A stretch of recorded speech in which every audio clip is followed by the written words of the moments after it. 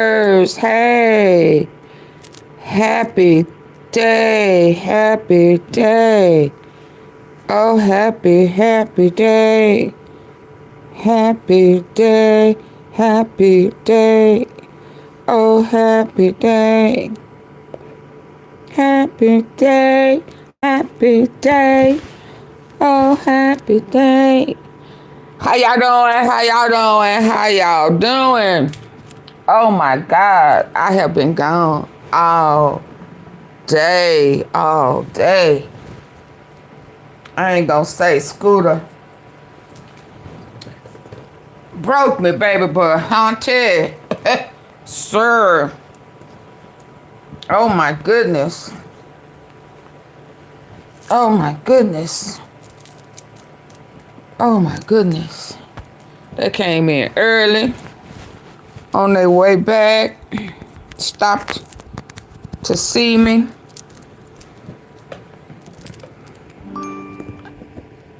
Him, his girl, and they two damn dogs. Now, I know they know better than that, but okay, anyway. Let's check in. Let's see what's going on, what's going down. Elon Musk, baby, somebody snitching and ditching, and they say Trump is crying and whining. Dismisses suggesting that he has seated the president. See, y'all, they play too much. They be trying to play in folks' face, and then they get caught up and lost in the sauce. All that crazy stuff. Let's go in. Let's go in. Let's check it out. Let's see what a million.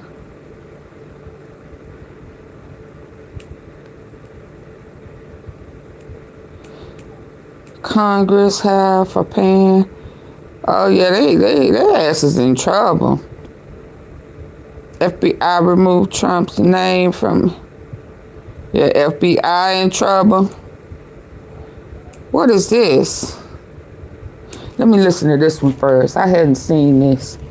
Yeah, I know. I like. Hey, po Elon.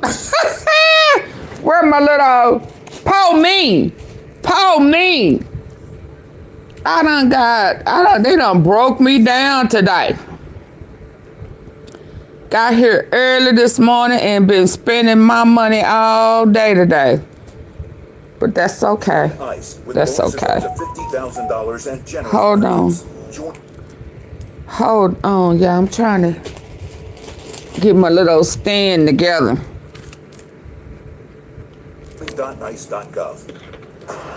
Hold on. Please hit the like button. Hey, Samantha. Who else done come in here? I'm reading y'all comments. Y'all know I like the anonymous. Dorothy, thank you, Samantha, for maintaining with the help of y'all. Thank you. Hello, Dorothy. Hello. Hello. Hello. Hello. Hey, Miss Tom. Samantha kept. Excuse me, come. Yes, I am tired. Was I up late and out early? Anyway, let's go. Y'all know I like these people. And I think they like me. Because they sure be giving me the tea. So I can give it to y'all. We are anonymous. And we do not take something from somebody. Let's go. Let's go. We are anonymous. We do not chase access. We do not trade favors. We do not wait for legacy media to tell you what matters. We watch what power does when it thinks nobody is looking, and we say it out loud. Anonymous reveals Trump's Department of Justice just lit an urgent 5-alarm fire under American democracy. And the fact that this is not leading, every front page tells you everything you need to know about how broken the information system has become. Trump, because this Department is not a of small Justice procedural wants fight. your This is not a voter technical file. paperwork dispute. What? This is the federal government trying to force states to hand over the most sensitive voter information they possess on a massive scale as we move toward the next election. Oh my God, they're trying to cheat already? Doing.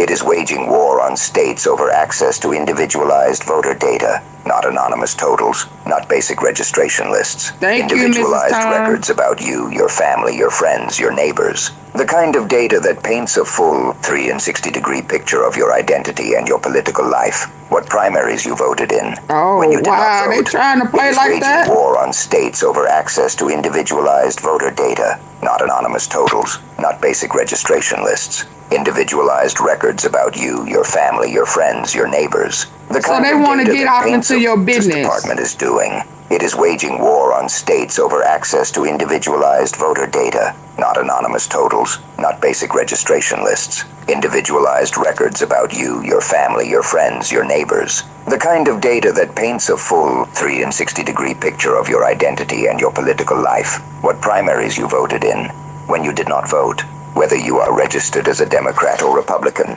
your date of birth, your full address, your history of moving from one county to another, one address to another, one state to another. Oh, they trying to find somebody slipping. Whether you have ever had your ballot challenged, whether it has ever been rejected, whether you have ever voted by mail, whether you voted early, whether you voted in person, whether you voted overseas. It can include...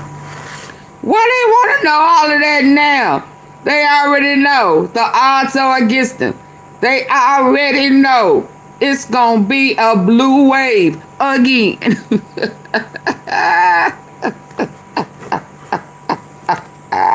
They scared. They trembling in their boots. Yeah, what you scared for now?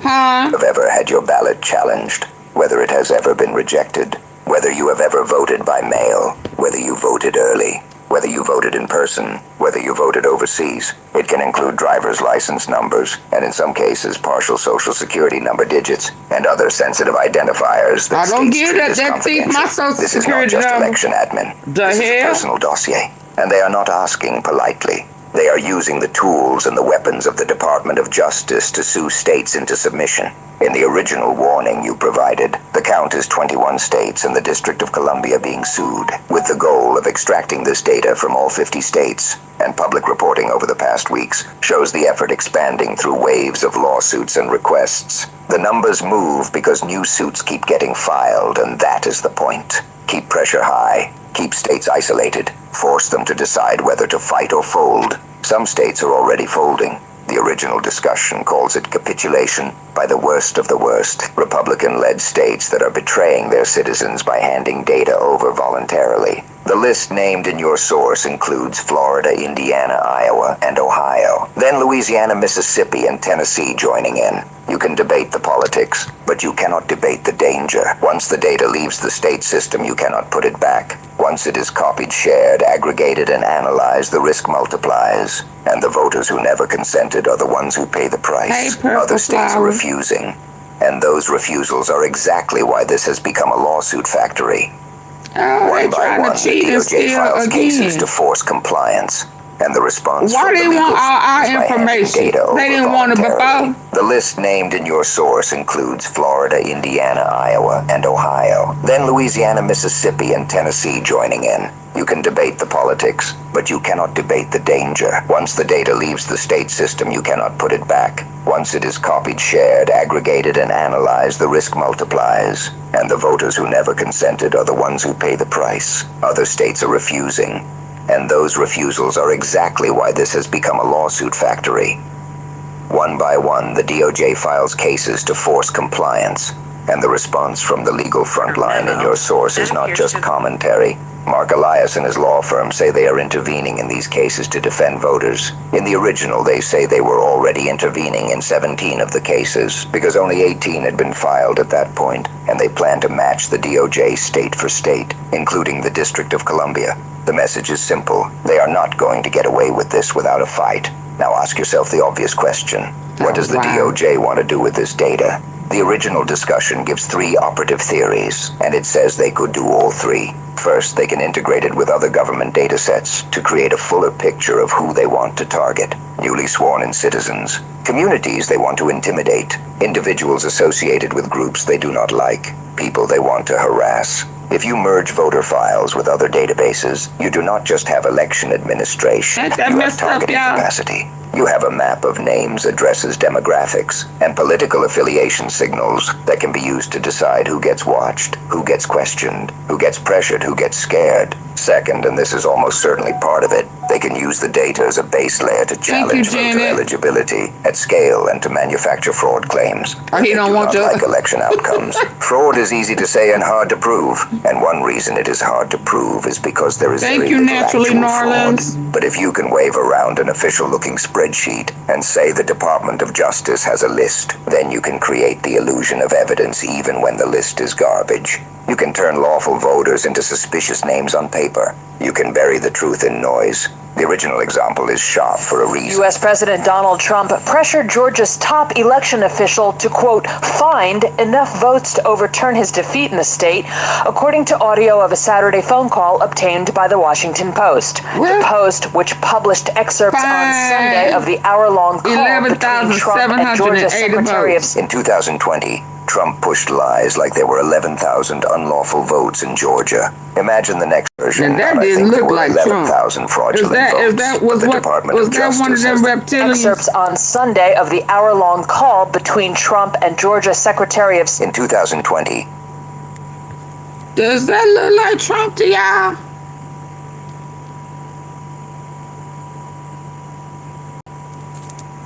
Does that look like Tramisha?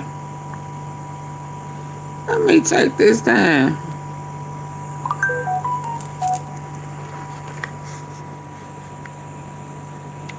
Is that one of his lookalikes? Is that one of them reptilians? Hi, Jacob. Oh, I meant to take this down. Hold on.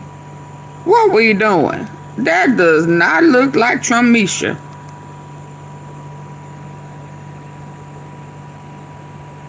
That's one of them that's one of them lookalikes, reptilians. Them teeth don't even look the same. His mouth ain't perched enough for me. That don't look like him to me. Oh, that was younger. Oh, is that what that is? Okay, well carry on. This was 5 years ago. Baby, his sickness is on his ass, ain't it? I will carry on. She say that's you. I say it's a lookalike. It don't even have the beady eyes. It don't even have the reptilian eyes. Well, carry on. Trump pushed lies like there were 11,000 unlawful votes in find enough votes to overturn his defeat in the state, according to audio of a Saturday phone call obtained by the Washington Post. The Post, which published excerpts on Sunday of the hour-long call between Trump and Georgia's Secretary of State. In 2020, Trump pushed lies like there were 11,000 unlawful votes in Georgia. Imagine the next version. That's him. That's how he's always looked. Votes, but the Department of Justice that wasn't him. Of those I don't care what you say. Because we. U.S. President Donald Trump pressured Georgia's top election official to, quote, find enough votes to overturn his defeat in the state, according to audio of a Saturday phone call obtained by the Washington Post. The Post, which published excerpts on Sunday of the hour-long call between Trump and Georgia's Secretary of State. In 2020, that don't look like him. Lies like there were 11,000 unlawful votes in Georgia. Imagine the next version. Not I think there were 11,000 fraudulent votes, but the Department of Justice has the list of those 11,000 people because we have the state's internal voter data. Trump insisted there was, quote, no way he lost in Georgia, and said, quote, the people of Georgia are angry. The people in the country are angry. And there's nothing wrong with saying, that you've recalculated. So look, all I want to do is this. I just want to find 11,780 votes, which is one more than we have, because we won the state. The White House declined to comment. That is a different kind of poison. Because once the DOJ seal is on the claim, the legacy media ecosystem that loves both sides framing will treat it as a controversy instead of a lie. And the fact that the people on the spreadsheet are lawful voters will get lost. Look at that heart.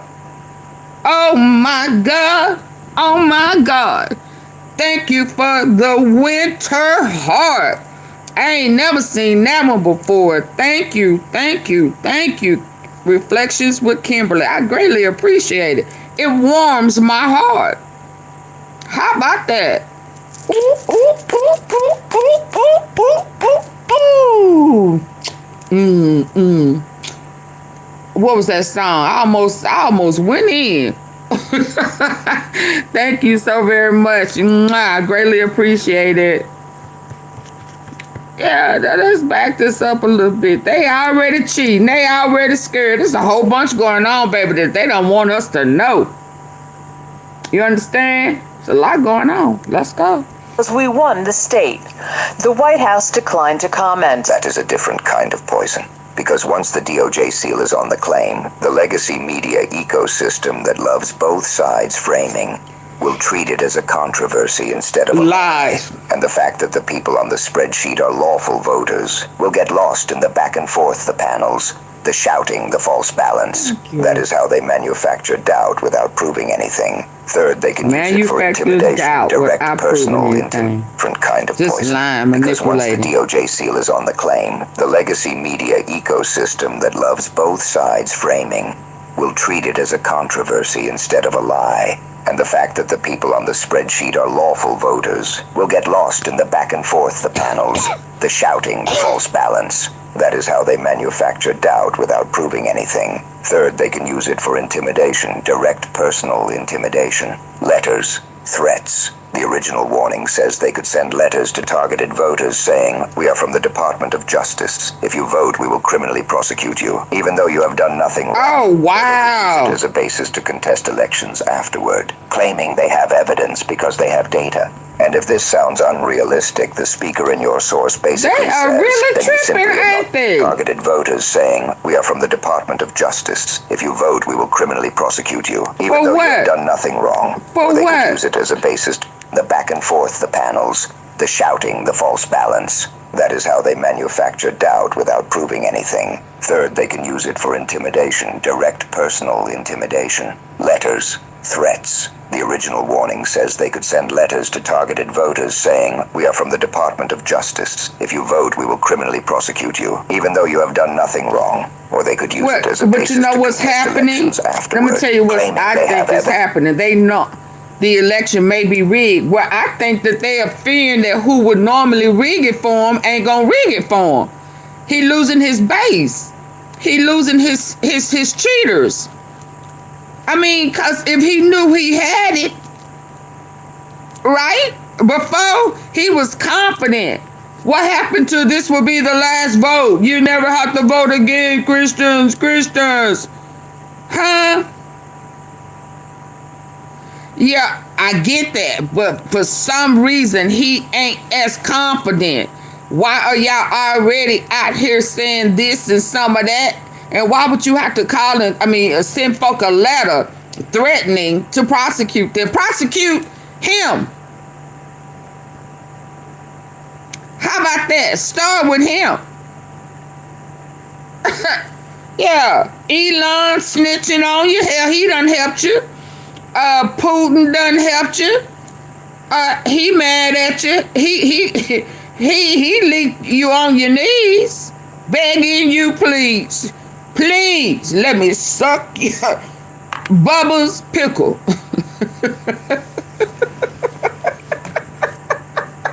He don't know where it's coming from, huh? This is all over the place. Everybody giving a little bit. You snitch a little, you leak a little. You sneak a little, you leak a little. I mean, you know, he just getting tag team. He don't know where the lick come from. He don't know where the lick come from. He running scared. Run, Trump, run. With your box of rocks.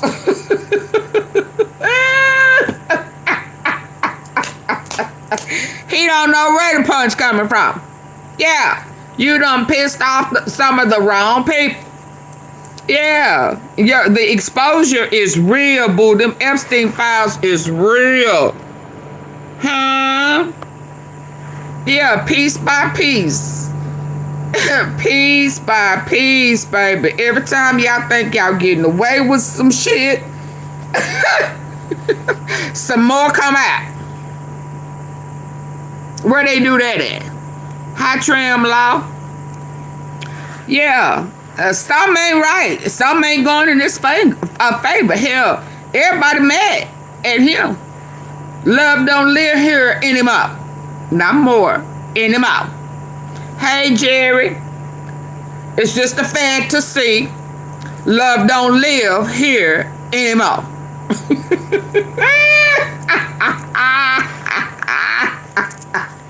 Let's go. Let's hear this.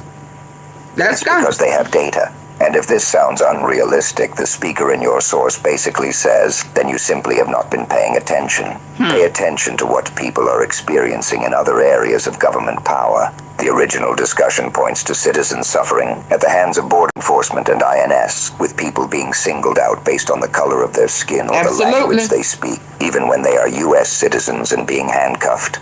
The point is not to debate every anecdote. The point is to understand the pattern. Authority plus data plus fear equals compliance. And if you think Trump would never take a legal tool and turn it into a weapon, then remember what he was willing to do after 2020, including pushing the country toward a violent rupture in the nation's capital. The warning here is that these are the same tactics, but now packaged with the Great Seal of the United States and a federal prosecutor's name behind it. That is why this is described as the dominant threat to free and fair elections in 2026. Not because it is the only threat, but because it is infrastructure. It is building the capacity to challenge, to intimidate, to dispute, to suppress. When you control the story and you can pressure voters directly, you can tilt participation without ever proving a single crime. And yes, there is also a media failure here. Your source says it plainly. The fact this is not leading every major outlet exposes the failures of legacy media, because the media often treats democracy as a side story until the moment it collapses into drama.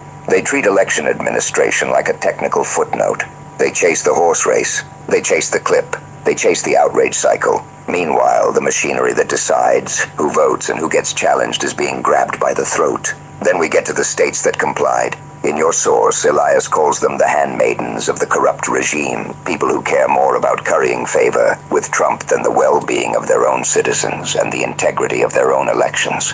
He says they should be remembered as traitors to democracy. Harsh language, but look at what is being described. State governments voluntarily turning over sensitive voter data into a federal apparatus that is already using lawsuits as leverage. If you hand your voters' private information to that machine, you do not get to claim you were surprised by how it is used. So what do you do if you live in one of those states? The original message is direct. Call your state legislators and your members of Congress, Democrats and Republicans, and tell them you are outraged and this is not acceptable. Share the information with people in your state so they know it is happening. Find the groups on the ground, non-profit organizations, civic organizations, and legal support networks that can help if you are falsely challenged. The source says we have seen an explosion of Know Your Rights in the context of immigration, and we are going to need a similar explosion of Know Your Rights for voting and voter challenges in these states, because the threat environment is changing. And stay informed,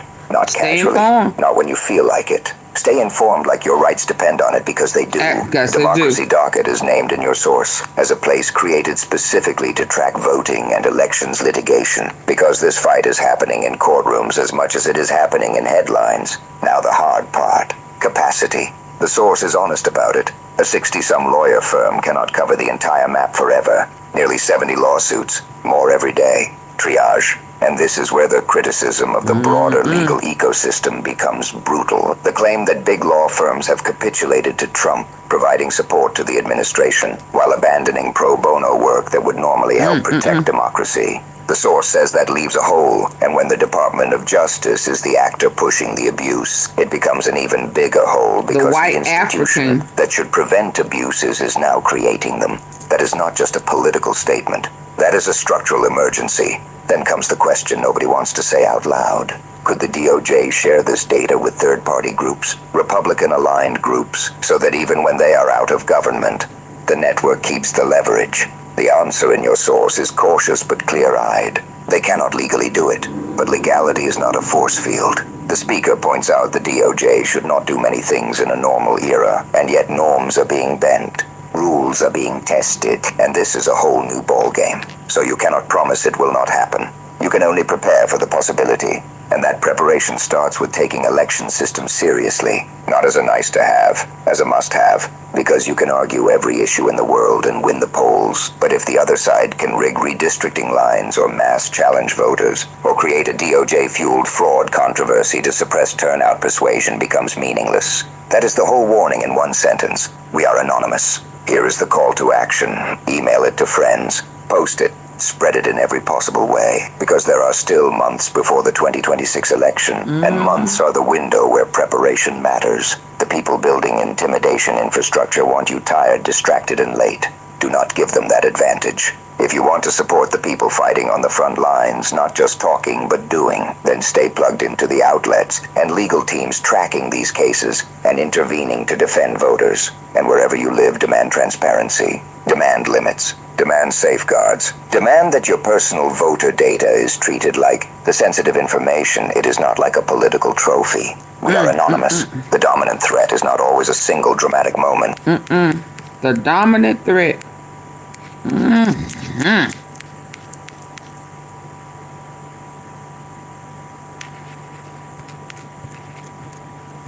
Oh, hold on. It all leaked out. Oh, yes. Super sweet. It's tangy. Really what was Elvis Presley's song? I'm all shook up. Oh, oh, oh. It all leaked out. It's leaking, huh? It's leaking. You got a leak in this old building.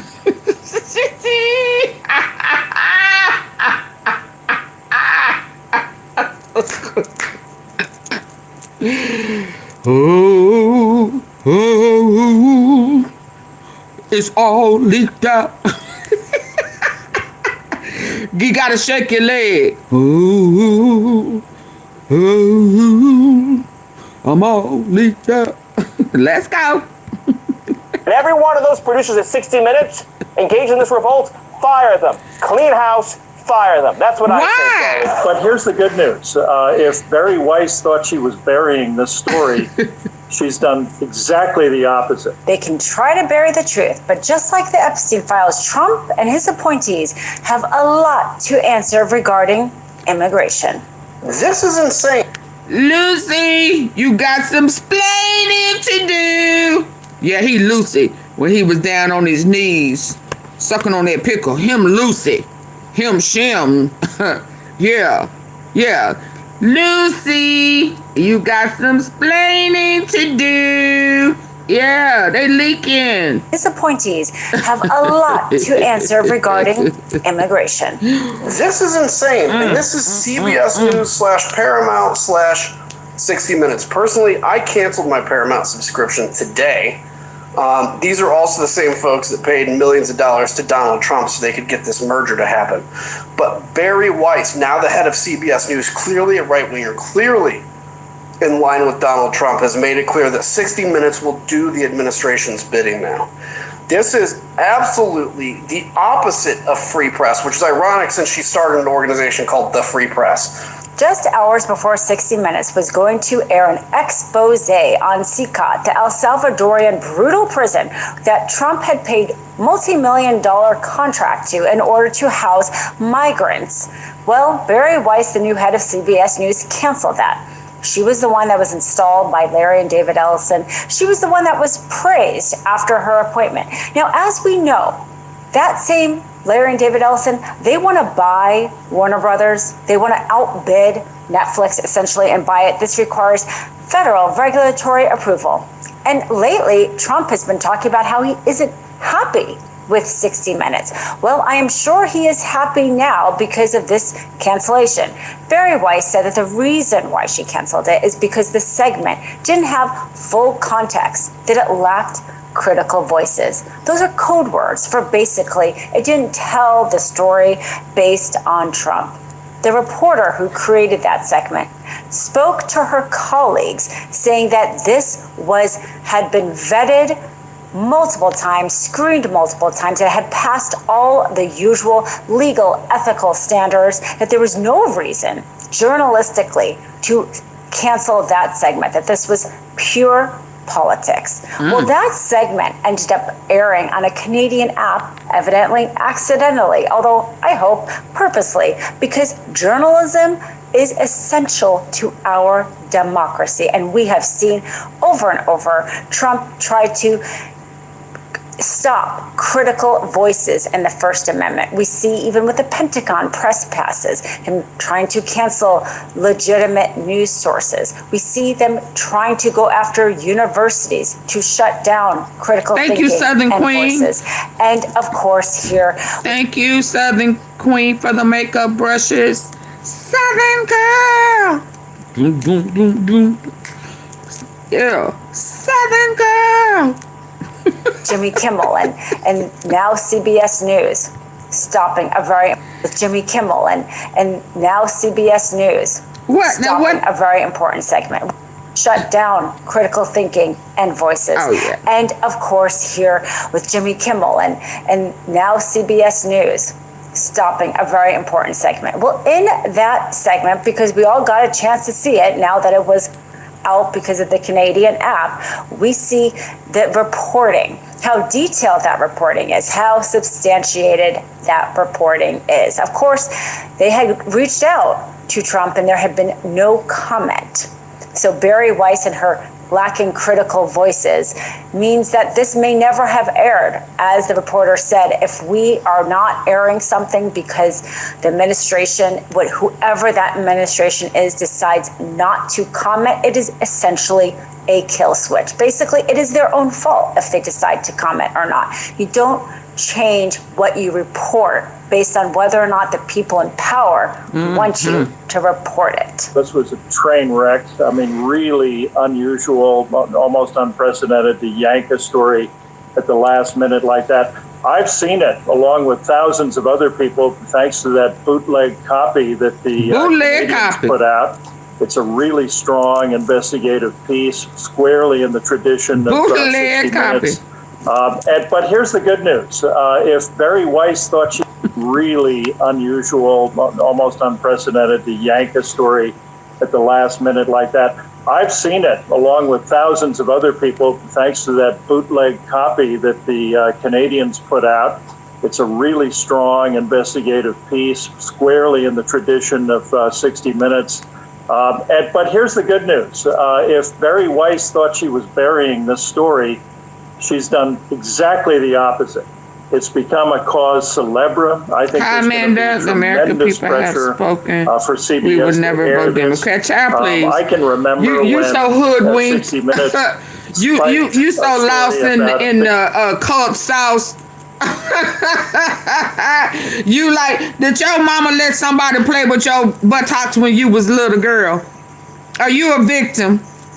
Because why are you in the cult? Why are you believing in the cult? As if y'all haven't been embarrassed. Y'all are an embarrassment to yourself. You are an embarrassment. Amanda, hell, he don't like. Girl, what's your last name? Yeah, hell, you are an immigrant. Your name is on the list to be deported, stupid ass.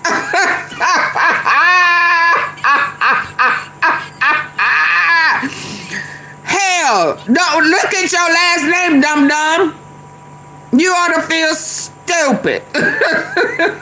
Get out, child, because your name is on the list. We won't be seeing you very much longer, dum-dum. Stop drinking the Kool-Aid and get out the cold. Dumb Rita. Yeah. Margarita Aguilar. Thank you, Janet. I surely appreciate it, Southern Queen. Thank you, Janet, for the clapping seals. I haven't seen that one before either. Thank you, precious. Thank you, thank you, thank you. Ooh, ooh, ooh, ooh, ooh, ooh, ooh. That's my rendition, child. Ain't that how they sound? Ooh, ooh, ooh, ooh, ooh, ooh, ooh, ooh. When they clapping their hands. Thank you. Let's go. Tobacco whistleblower back in the late 90s, and that later became a movie starring Al Pacino.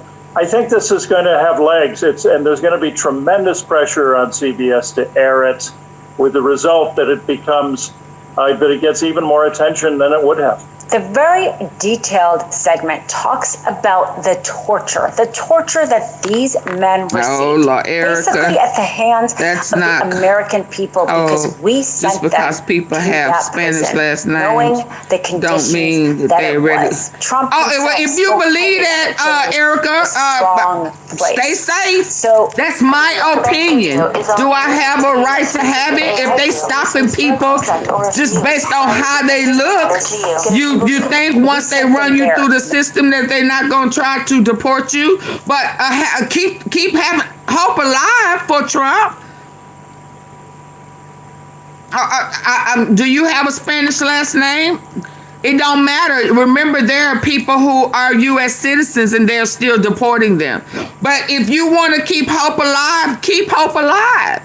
Now, I know that's a black thing, but we all 50 shades of brown, baby. I'm just saying, stay away from the Kool-Aid, regardless of what your last name is. How about that? Yeah. My people are finding out the hard way. A lot of people who voted for him didn't think that it would ever reach them. So stop playing with yourself. And they are U.S. citizens. I mean, have you not been paying attention? But carry on. Carry on. Carry on. And they talk about the conditions, the torture that Did you hit the like button? Hit the like button, Erica. While you want to jump in and have two cents. My lights didn't go up. So double tap the face of your phone, especially if you have a comment to make. Double tap the face of your phone. I hit the 3 dots at the top, and I'm waiting to see it go up. If not, you're going to be removed. Since you have something to say, double tap the face of your screen on your phone. We'll wait.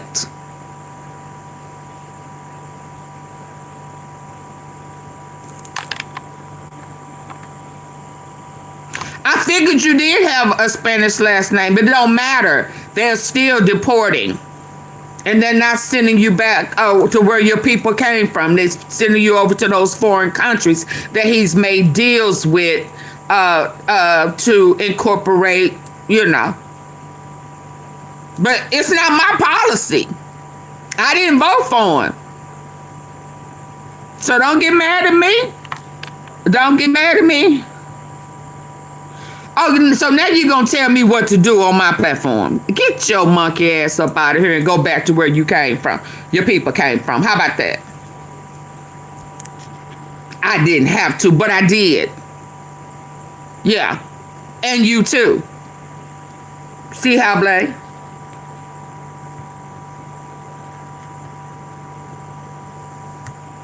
Physical and sexual abuse that they received. The fact that lights would be anybody who supports a PDF, or what do you expect? Received basically at the hands of the American people. I didn't have sent them, but I did. That prison, knowing the conditions. I expressed that it my was. opinion. Trump himself spoke highly of it, saying it was a strong place.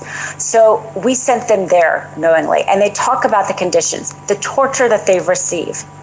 Physical and it's killing me. All of a sudden, they want to be sensitive. They're sensitive all of a sudden. Why? Why? Because they thought that we would be deported first. Yeah, let's be clear. Let's be clear. We are the original. Yes. Yeah.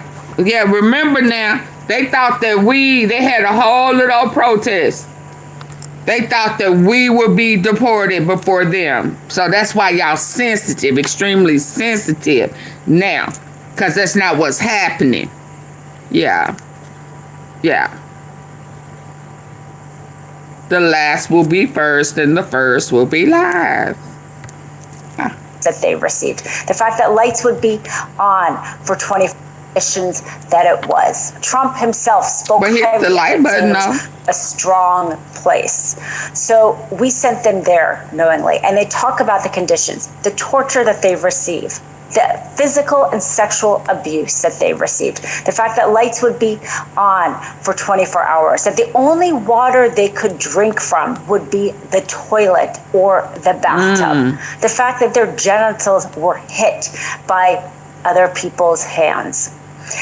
And these claims weren't just made by the people who were there, although two men did speak directly to the reporter who did this segment, but it was also substantiated by a group of students at Berkeley who work with the human rights organization that brought this to light.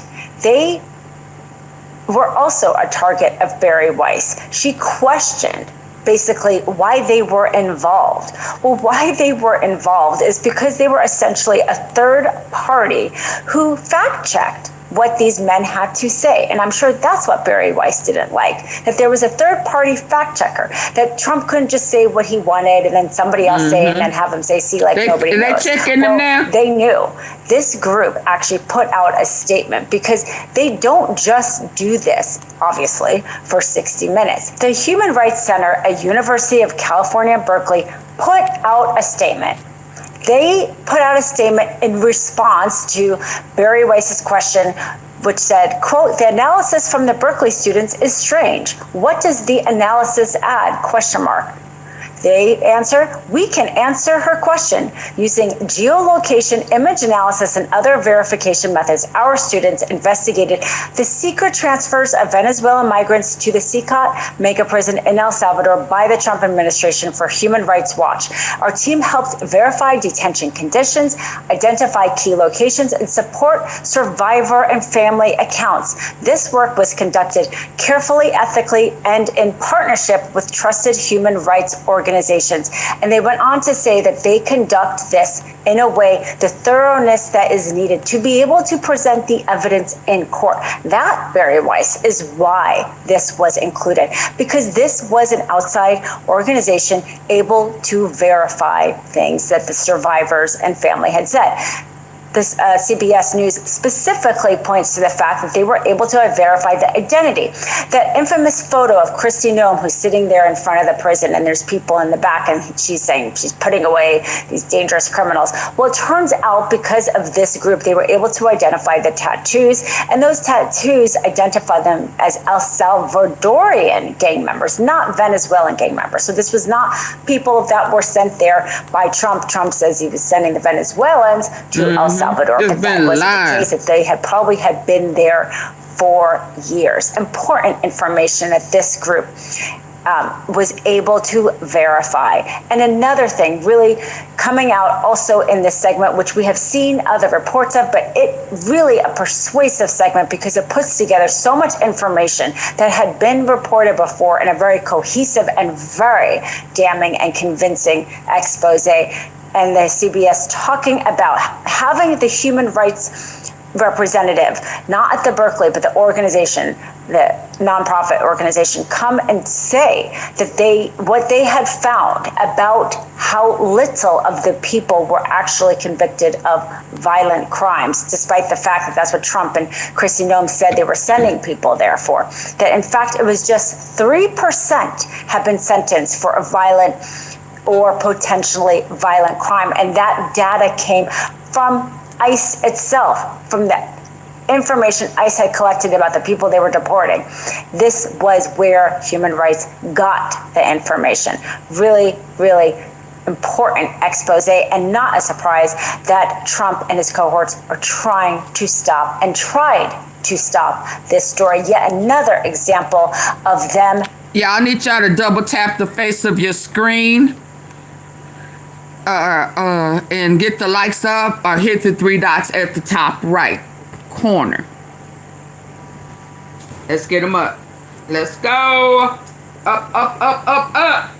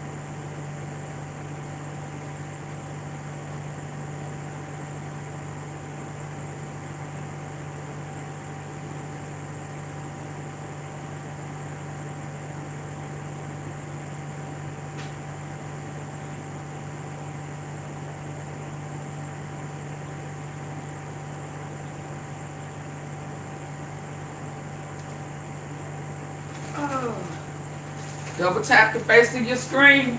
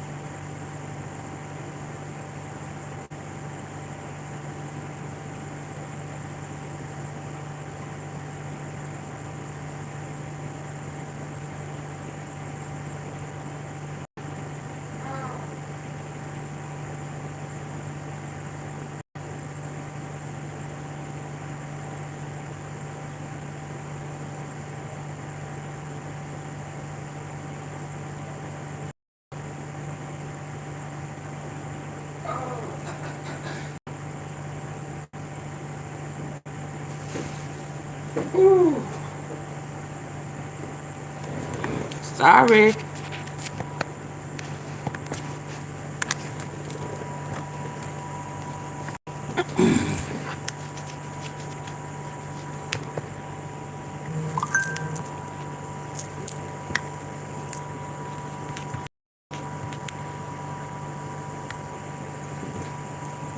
Oh, they taking likes back. Okay. Okay.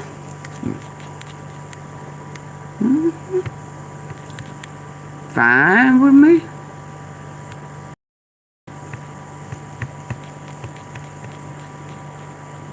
Oh,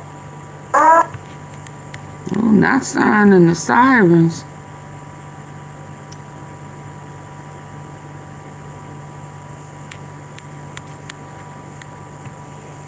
What's the loop? Sports betting is here, Missouri. Unlock a huge $365 in bonus bets December 1st when you bet just $10.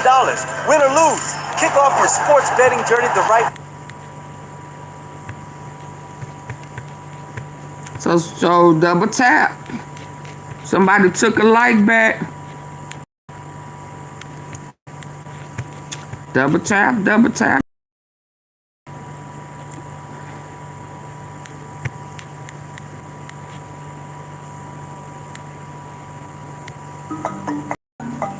Here's what the next chapter in the cover-up is going to look like. And you can base it on some of the latest reporting from friend of the show, Ken Klippenstein, over at Substack. The title of his piece, and I urge you all to read it because it's fantastic, National Security Blocks Epstein Files Release. In it, Klippenstein writes that the bill says that if the Attorney General makes a determination that covered information may not be declassified and made available in a manner that protects the national security of the United States, including methods or sources related to national security, the Attorney General, that's they are instead of trying to find something wrong, an unclassified summary for each of the redacted or withheld classified information, as in the Attorney General would get to decide what to release and how to characterize it. So asked by an independent journalist, Michael Tracy, this is what Ken Klippenstein wrote, about a similar carve-out for national defense information in earlier legislation back in September, Massey's reply was basically that he had no choice, right? So the similar provisions were written in previous legislation that Massey had commented on. Here's what he said. You have to put that in there if you're going to get them to sign it. It's not something I would sit and say, let's put it in there. It's something that when you run the bill past other colleagues and say, can you sign this? In fact, can you get every Democrat to sign it? It's one of those things, or one of the things that was felt was necessary to put in there. And in addition to that, Axios reported just today that Trump's recent directive to the Department of Justice to investigate Epstein's ties to former President Bill Clinton, officials at JP Chase, and others may cause the files to never see the light of day. Okay, because they'll be part of a prosecution and investigation. Now that takes away all excuses for mainstream media. Why is this a national defense case? I thought it was just two random people that happened to be incredibly powerful somehow and got all the most powerful politicians and wealthy people in the world to go and get these favors and get taped and do all this incredibly sophisticated operation all on their own. Mm-hmm. So if that's the case, obviously it has nothing to do with national defense. Can I give you a little more detail? Because this was also just published today. I forget the publication that published this. So Alyssa, if you don't mind, can you just text me and let me know? So the title is House Demands Epstein Financial Records from JP Morgan, Deutsche Bank, and U.S. Virgin Islands. The House Committee on Oversight and Government Reform issued a series of subpoenas Tuesday, meeting today, for some of Epstein's financial records. Representative James Comer, chairman of the committee, issued subpoenas to JP Chase, Deutsche Bank, and requested additional documents from U.S. Virgin Islands Attorney General Gordon Rea. JP Morgan Chase began an internal investigation into accounts previously held by Epstein, flagging some 4,700 transactions as suspicious in the process.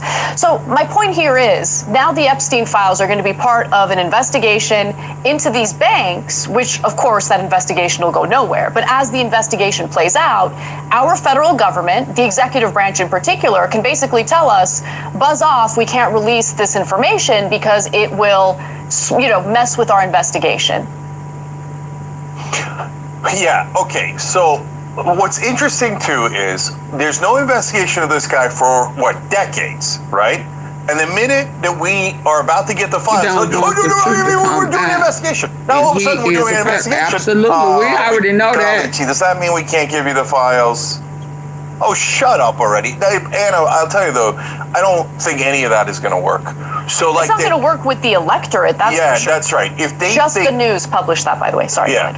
So if they think they're going to be cute and they're going to be like, we voted to release it, but golly gee, we just started this investigation of Bill Clinton and Larry Summers a minute ago, so I guess we're going to have to bury it for 2 more decades, right? No, the answer is going to be a hard no, a screaming no from the American people. So the next person that tries to block these records is going to be in for a whirlwind. Do you guys understand the trick that members of Congress just played on, or thought that they played on all of us? Because the subpoenas were announced just after the House and Senate voted overwhelmingly to force the Justice Department to release more information about the case it built against Epstein.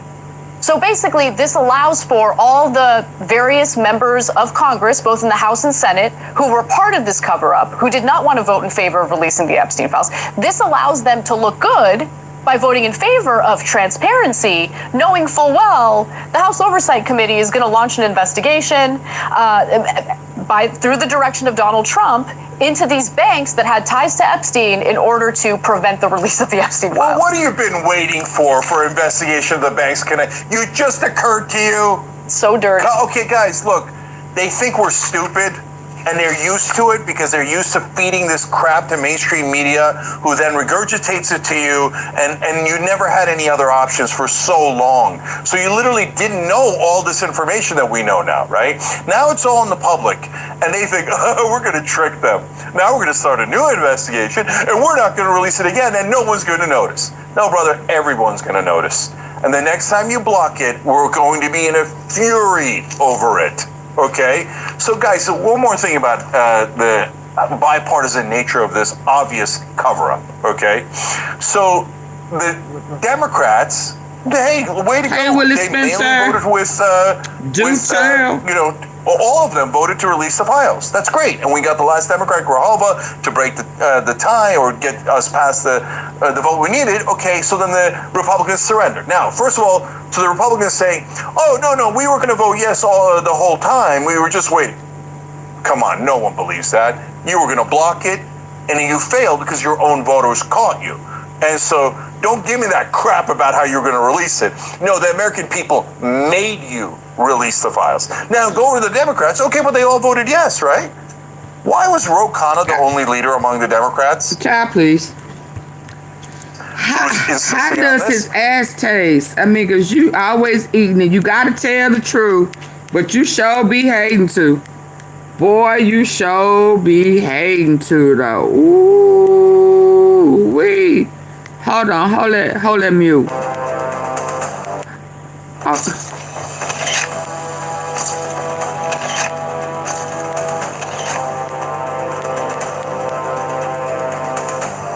Are you gonna say anything on here? Document. She says she was trafficked as a minor. Okay.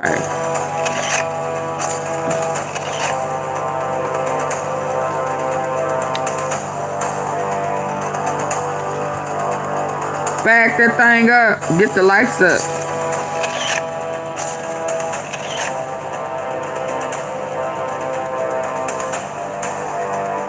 Where was this at? Ooh. Did you have your hands around her neck? What was that about?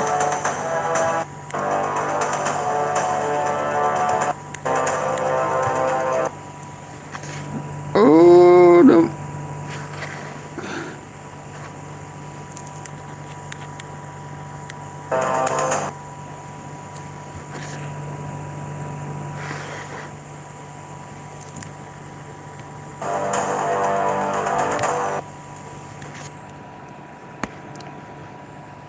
Oh, Lord, I hope ain't nothing in that child's mouth. I hope ain't nothing in her mouth and y'all done took pictures of it. What? Epstein filed most disturbing and shocking claims. Ooh.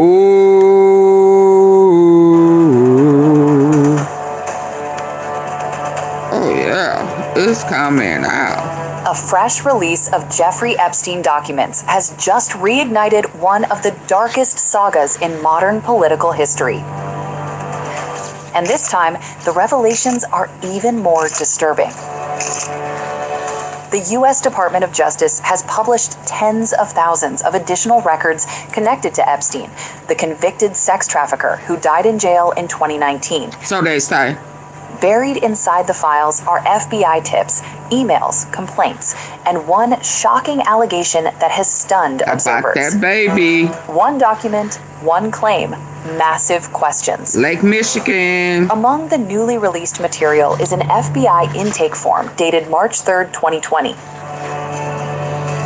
In it, a woman identifying herself as an Epstein victim makes an extremely serious claim about an incident she says occurred in the early 1980s. According to the document, she says she was trafficked as a minor. She describes a violent incident involving her newborn. She alleges a family member was responsible. The document lists Donald Trump as a witness. This is an allegation recorded in an FBI complaint, not a verified fact. No charges were filed based on this claim. Trump has not been convicted or charged in connection with Epstein's crime. Yeah, because they didn't do their job. The presence of such a claim in official federal files let's be clear. Because it was hidden. It was hidden. Just like all the other files and complaints. It was hidden. Until now. So don't act like he ain't innocent, like he ain't guilty. Yes, he is. Absolutely. They did not do their job. They failed the victims. Double tap the face of your phone and get the likes up. Yeah, we're not going to act like he ain't guilty. Absolutely. Double tap the face of your phone. If you're listening in on a phone device, if you're on your computers, hit the 3 dots at the top right corner. Please. Thank you. Hello, Kitty. I agree with you. Trump's days are coming to an end. It's going down. I got my honey, y'all. It's going down. I got to take some. Yeah, it's going down for him. Double tap the face of it. It's going down, baby. It's just a matter of time. It's just a matter of time. Here we're getting babies, minors, 13. At the beginning of a teenager. Yeah, 13. Pregnant. Where is the uncle? Is he one of those co-conspirators? Y'all, come on. Double tap the face of your screen. Let's go. The quicker we get that done, the quicker we can move on. Well, it's almost 10 o'clock. I ain't going to be here all night. Let's go. Double tap, double tap, double tap. It's time for a real president. You right. We ain't had one in a while. And they sure hate it. But every time I turn around, I see somebody saying, "Ooh, don't we miss a Barack Obama? He was so sound. I may not like everything he did, but he was indeed a real president." Hit the like button, y'all. Come on. Scrutiny and intense debate. Why are these files coming out now? The documents are being released under the Epstein Files Transparency Act, a bipartisan law that forces the government to publish all unclassified records related to Epstein. The DOJ has already missed a congressional deadline, promising instead a slow, staged rollout. That delay has infuriated lawmakers from both parties and victims advocates who say transparency is long overdue.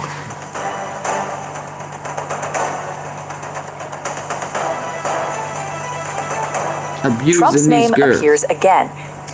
The new release also includes documents referencing Trump's past social connections to Epstein. One internal email from early 2020 claims flight logs showed Trump flew on Epstein's private jet multiple times in the 1990s. Ghislaine Maxwell, now serving a 20-year federal sentence, was allegedly present on some flights. Trump has repeatedly denied wrongdoing and says he severed ties with Epstein years before his arrest. Lawmakers across party lines are now accusing the DOJ of slow-walking disclosures. Senate leaders have publicly criticized how the files are being handled and warned that further action could follow if delays continue. Meanwhile, the documents also reference numerous powerful figures, many of whom deny any involvement in Epstein's crimes, fueling public suspicion that the full story still hasn't been told. These files don't deliver final answers. What they deliver is something else entirely. More questions, more names, more pressure. And with additional releases still expected, the Epstein case, years after his death, continues to ripple through politics, justice, and public trust. Are these documents exposing hidden truths or revealing the dangers of unverified claims buried inside massive data dumps? Either way, one thing is clear. The Epstein files are not finished making headlines, and the next release could be even more explosive. Stay watching. The story isn't over.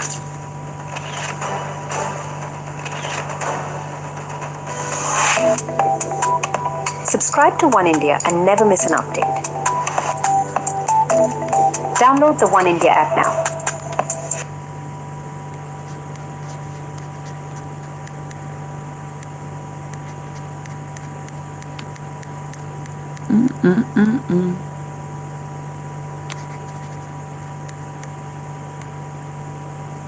Dang. I think I got some of that one.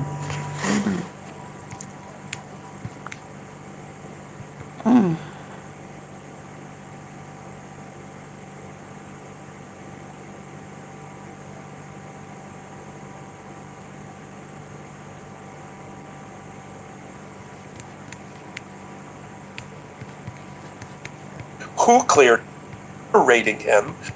Another secret solved in the Epstein scandal. This time, we now know why the Department of Justice's social media accounts are so aggressively defending Donald Trump. No, exonerating him and preemptively defending him about everything with his name on it, especially what came out in the last 24 hours, including what they're now calling a quote-unquote fake letter handwritten by a fake Jeffrey Epstein that throws Donald Trump under the bus about his love for young girls. Fake letter, folks, not me. But they've already had time. So they want us to believe the FBI, the Department of Justice, has had time to do a full investigation about everything about Donald Trump, and they haven't even finished reviewing the documents, and they're already late. How did they have time to exonerate him already? Well, now we know. Because Axios is reporting that the White House, Trump, is controlling the Department of Justice's social media account. So he is writing the messages. He writing his own messages, lying to the people. Did you see him sitting alone? Yeah, I played it the other day, waiting for somebody to wave at him. He was pouting like, and they canceled the concert. Absolutely. He was sitting there looking like a little dummy, a shop of horror. Hey, like he radio. Exonerate him already. Well, now we know. Justice has had time to do a full investigation. Now he writing his own everything messages about Donald Trump, and they haven't even finished reviewing the documents, and they're already late. How did they have time to exonerate him already? Well, now we know. Because Axios is reporting that the White House, Trump, is controlling the Department of Justice's social media accounts. Of course. We have a completely not independent Department of Justice that's turned over the keys to its social media accounts to let Donald Trump himself and the people around him write their postings. Everybody in the Department of Justice, leadership level starting first, should resign immediately. They are corrupt. They operate with corrupt intent. Don't look the American people in the eye. Tell them it's raining and pee down their leg. Don't tell them that you've exonerated Donald Trump. Did you exonerate Bill Clinton? Did you exonerate a former Prince Andrew? Did you exonerate anybody else that's in there? No, just Donald Trump. You're on Midas Touch. You broke this story and on Legal AF. But now we've got the key that unlocks the door. Trump is calling from inside the House. Ain't that crazy? He's running the social media account for Department of Justice. That's easy. You just write anything you want. FBI has cleared me. Department of Justice has cleared me. Doesn't work in a courtroom. Doesn't work in a courthouse. But I guess it works on a social media post that gets 3 million views before people figure out that you're pulling the strings. This is like ventriloquism when I was a kid. There's a dummy on Donald Trump's lap.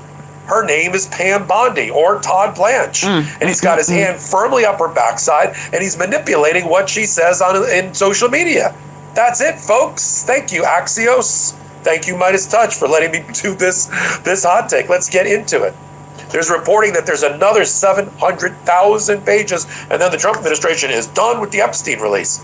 Yeah, we'll see about that. We've got survivors led by people like Lisa Phillips working with Legal AF. Isn't this crazy, y'all? Who say, not so fast. We've got our own files. We got 1,200 victims, survivors. But he is sending out the message himself. Whether you're done or not. And there's also a control pile of documents that aren't controlled by the White House that the Democrats have their hands on the Oversight Committee obtained from the Epstein estate. I call it the control file because if what's in here, the control file, isn't released by Donald Trump, the Oversight Committee is going to release it for them. Now, I start seeing very aggressive defense of Trump in the last couple of days. I'm like, look, I know the Department of Justice is not independent, but they want the American people to believe that they've already exonerated Donald Trump. Crazy. I mean, they can't work their way out of a wet paper bag. How are they? Kash Patel and the FBI cleared it? You know, we had a lot of reporting recently about a handwritten letter that the Department of Justice and Donald Trump's not happy about. It's a quote-unquote fake letter. Oh, yeah, it's a fake letter written by Jeffrey Epstein, a fake Jeffrey Epstein in fake handwriting that was found just a day or two after he hanged himself in an envelope that was sealed in a jailhouse mailroom that says that Donald Trump likes young, nubile women and likes to grab them by their P word. That sounds familiar, doesn't it? Yeah. Now, I don't know whether this letter is fake or not, but I know the FBI couldn't possibly have cleared Donald Trump already and determined that this is an inauthentic document, a questioned document, in 24 hours' time. Right. How could that be possible? And why is it only Trump that the Department of Justice is clearing? What about everybody else? Is it a fake Bill Clinton photo of him in the hot tub? I don't know. They don't know either. But I think that's the point. This goes back to Donald Trump with the birthday book. You know, page 233 of the birthday book. It's got Donald Trump's submission into 50th birthday book put together by Ghislaine Maxwell for Jeffrey Epstein. And every page apparently has been claimed by somebody as being valid, except page 2. Except his Jeffrey page. Epstein. And every page apparently has been claimed by somebody as being valid, except page 233 or whatever, which is not my signature. 50th birthday book put together by Ghislaine Maxwell for Jeffrey Epstein. And every page apparently has been claimed by somebody as being valid, except page 233 or whatever, which is not Donald Trump's birthday submission of an obscene. I don't even talk like that. Making some shut up. Weird references to a child sex trafficker and Jeffrey Epstein. Sure, the whole book is true, except your page is fake. Is that it? So let me read to you from some of these. That's what he wants us to believe. Things. As these letters came out and complaints against Donald Trump came out, were obvious to me that somebody was pulling the strings behind the scenes, but now we know it was Donald Trump. So every time I read this to you, this is not the Department of Justice. This is Donald Trump's White House writing this. Let's start with the Department of Justice. As soon as I saw this, I knew there was something rotten in Denmark. Fishy. As that phrase goes. The Department of Justice has officially released nearly 30,000 more pages of the documents related to Jeffrey Epstein. That should be period. End of post. Nope. Some of these documents contain untrue and sensationalist claims made against President Trump that were submitted to the FBI right before the 2020 election. To be clear, the claims are unfounded and false. How do you know that? How do you know that? In a day's time, you're not even done reviewing the files. You're busy, you're drowning in redaction tape and blackout tape. How could you possibly have cleared Donald Trump of this? And who cleared it? Kash Patel's FBI? See, these are all questions that are going to come up in Congress by somebody like the representative who's the ranking member on the House Oversight Committee for the Democrats, Robert Garcia and others, and Jamie Raskin, who are going to be sending letters, if they haven't already, to the Inspector General for the Department of Justice to find out how could this have been done? Who cleared it? How could they have cleared it? Who is the question document expert that cleared it? How did they clear any of this? Well, what is that? Show us that so evidence. For them to declare on DOJ letterhead that it's unfounded and false without a shred of credibility, because if it had a shred of credibility, Biden would have used it against Trump. That's their out. Nevertheless, we're producing these documents. But then they go further about the handwritten letter, right? Oh, wow. That is to Epstein, or somebody masquerading as Epstein, 10 years ago. That sounds like to Larry Nassar. Now, we know from other reporting, they need to do some lie detective tests. Friends with Larry Nassar, a child sex abuser as a doctor of the women's gymnastics team, Olympics gymnastics team. So somebody knew that. Somebody wrote in blue ink and said, our president also shares our love of young nubile girls. When a young beauty walked by, he loved to grab, snatch. An obvious reference, pornographic reference to the P word that Donald Trump said he grabbed in his Access Hollywood audio.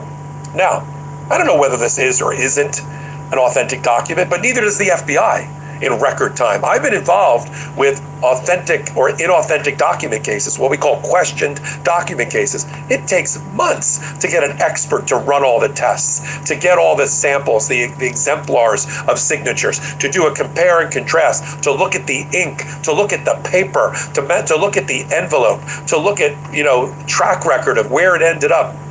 So how could they have possibly done that in overnight? They didn't. Now, this is what they say about the Epstein letter. First, they said there are things about the Epstein letter that appear to question its authenticity. Like, all right, postmark is off, didn't have Jeffrey Epstein's prisoner number on the letter. Okay, I mean, he hanged himself within a day of the letter, apparently, so maybe he had other things on his mind. But here's what they say in their new posting. Written by who? Fill in the blank in comments. The White House, Donald Trump, under the U.S. Department of Justice's seal.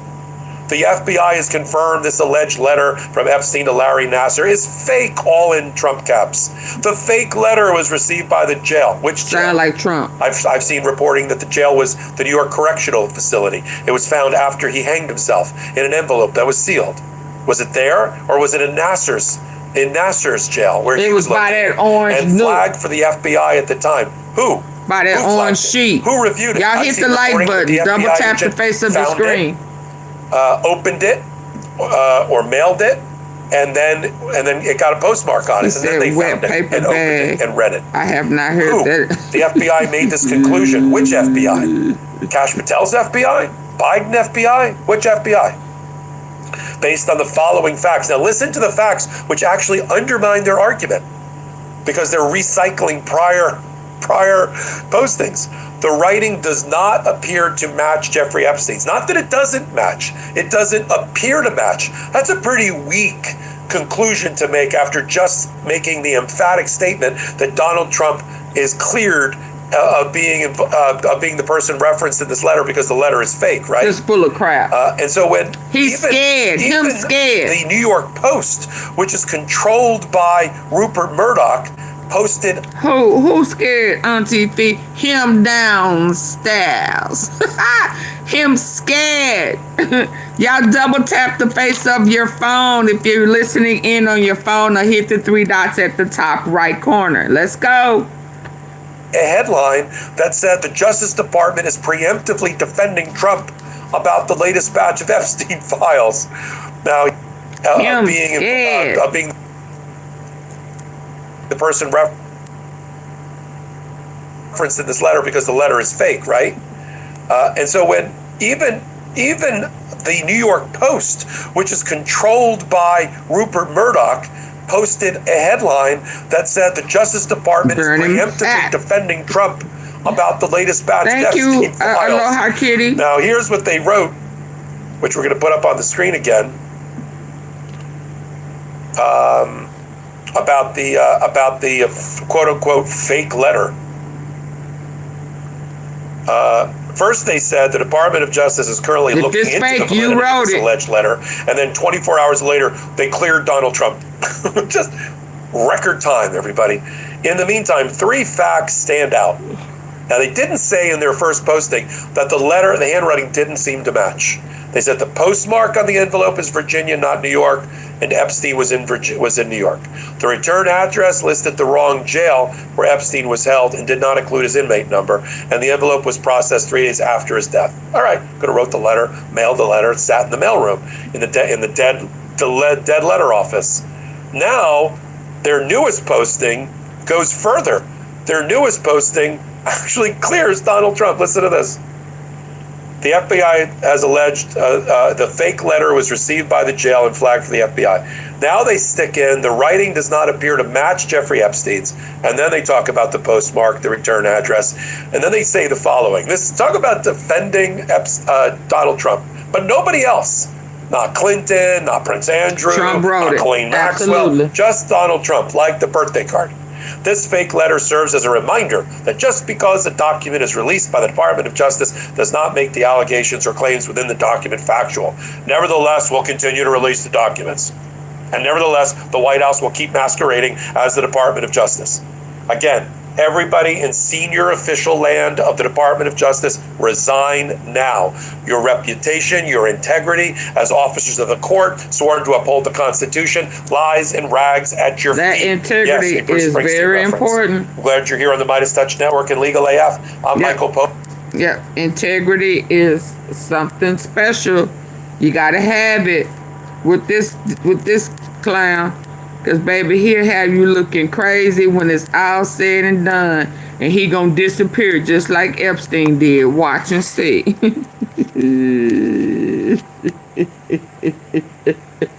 When it's all over.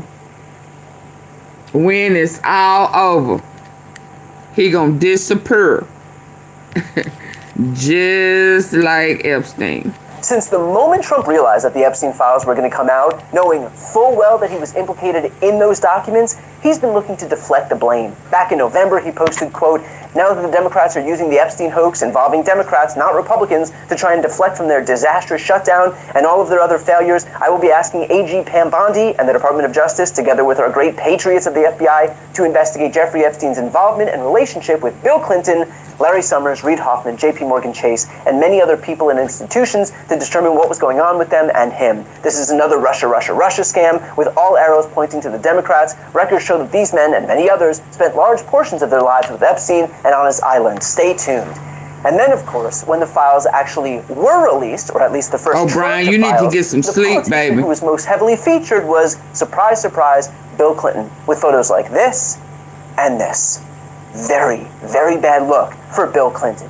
And yet, following the release of those first files, Bill Clinton's spokesperson came out and said, quote, "The Epstein Files Transparency Act imposes a clear legal duty on the U.S. Department of Justice to produce the full and complete record the public demands and deserves. However, what the Department of Justice has released so far, and the manner in which it did so, makes one thing clear. Someone or something is being protected. We don't know whom, what, or why, but we do know this. We need no such protection. Accordingly, we call on President Trump to direct Attorney General Bondi to immediately release any remaining materials referring to, mentioning, or containing a photograph of Bill Clinton.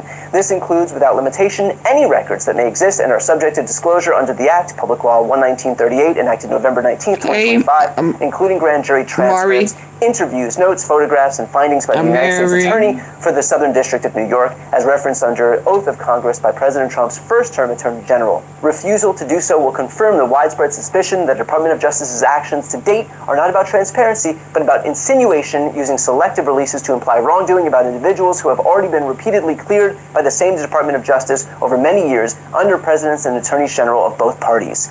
In other words, even the guy who looks the worst in the immediate release of the Epstein files, Bill Clinton, is calling for Trump to fully release the Epstein files. Let's see this. Embarrassed Clinton enough by making him the villain of the story. Put it out. Too would then call for them to be suppressed. I can and handle it. People on the left and right trying to prevent their release, and maybe Trump y'all get the likes up. Benefit from I'm that. an hour and 27 minutes in. Get the likes up. Remarkably disgusting and damning and frankly incriminating photos in those files called for the full release. That means that Donald Trump quite literally has zero excuse to continue screwing around. And let's be clear, that is and he what said, make sure. The files were supposed to be released a week ago at this. And he said, make sure you put the picture out or you sucking my my pickle. Yeah. Yeah, put it all out. And make sure, Donica, Blowinski, make sure you release that picture with you sucking that big deal pickle. Yeah. Make sure. Yeah, Bill called his bluff. Put it all out. All of it. Yeah, the one with the strong stroke. Absolutely. Put that one out too.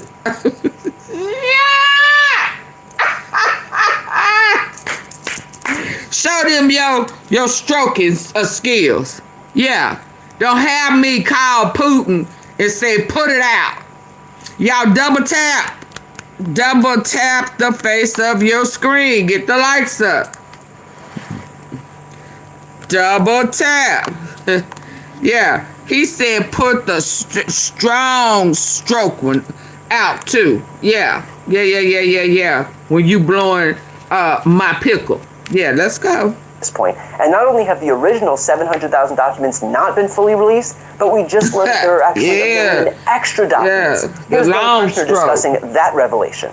Now we have new reporting that the Department of Justice is claiming, oh, whoops, we just found 1 million new Epstein. And how did they know it's a million? Now, Brian, let's put that in perspective. How you know it's a million? The Department of Justice, the FBI, Pam Bondi, were telling the people previously that they had it all and it was made up of about 700,000 documents. But apparently they didn't realize they were missing 1 million more documents. How do you know it's a million? Who counted the pages? American people that they will continue to be in violation of federal law, the Epstein Files Transparency Act, which required DOJ to turn everything over, reveal it all publicly by December 19th. Now they're telling us, well, our bad. We're going to need more time, more personnel, to devote to going through the million new documents we just stumbled upon. We can talk in a minute about where they stumbled upon, this batch of 1 million new documents. And we'll try to get to releasing it sometime in the future. They seem perfectly content to remain in violation of federal law every minute of every day, completely unapologetically. Perhaps they know that because they are the cops, they are the prosecutors. Exactly. I want to know how they know overnight that it was 1 million pages. Was the boxes marked? Who counted the pages? Who counted the meal? Huh? Oh, Bengino put the box out. He returned the boxes that he was supposed to have been checking, and he saw all that crap and said, shit, I ain't finna fool with this. Y'all ain't finna have me lying. No. Y'all, if y'all want me to continue, I need for y'all to double tap the face of the phone that you're listening in on and get the likes up. hit the three dots at the top right. I need to stop having to say this. Get the likes up, please. Double tap.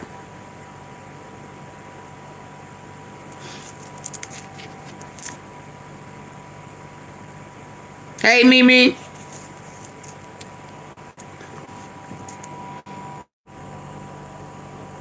Are we gonna get the likes up? Oh, okay, so they left. Good.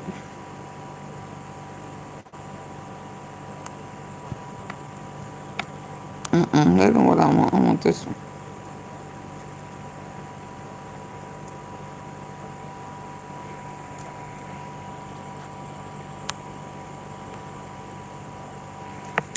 Let's go. Which means that far from having all of the documents by their deadline, we're likely to be waiting weeks.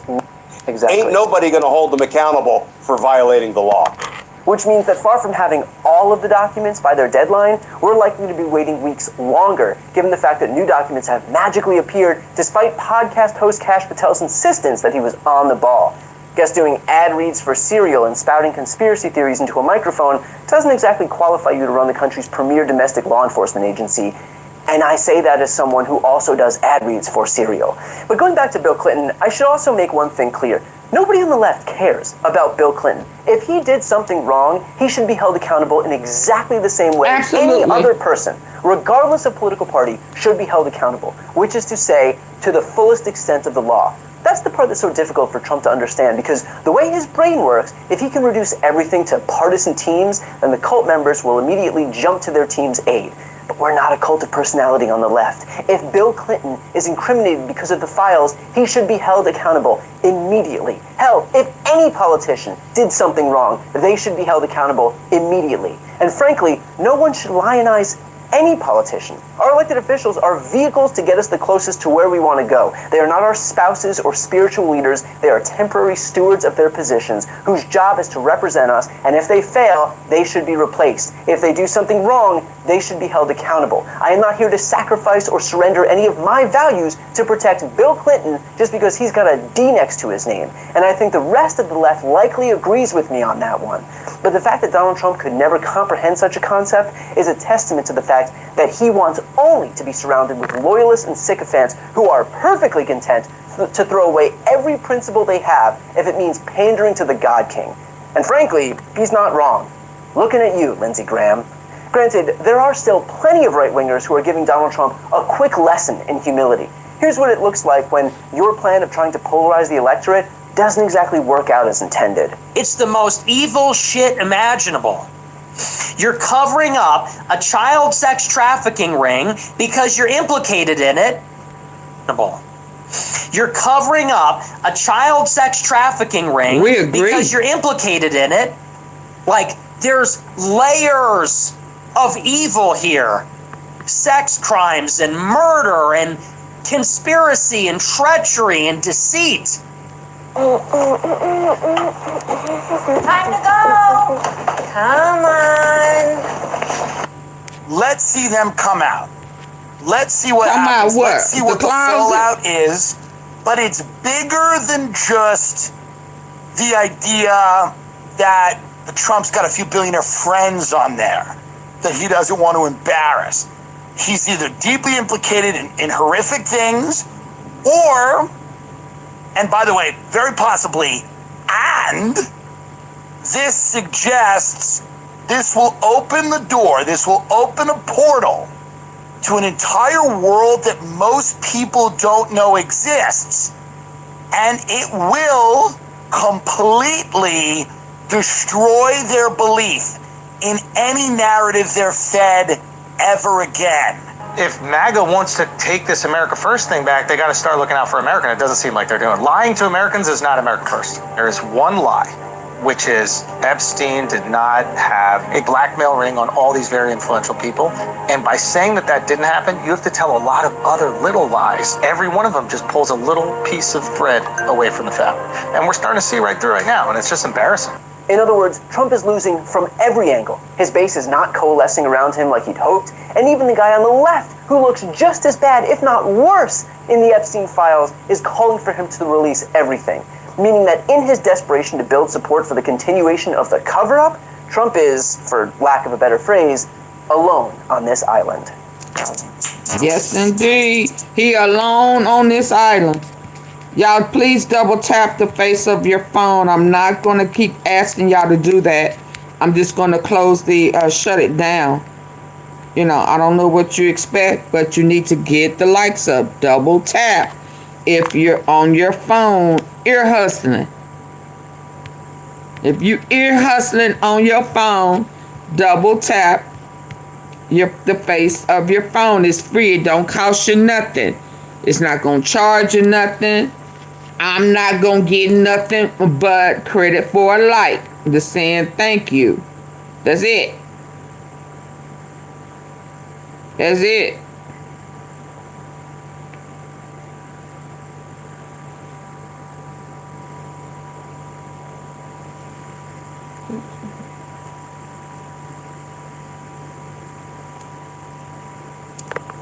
You understand? But you got to get the likes up. As the Epstein files... You got to get your likes up. Double tap. Hit the 3 dots at the top right corner.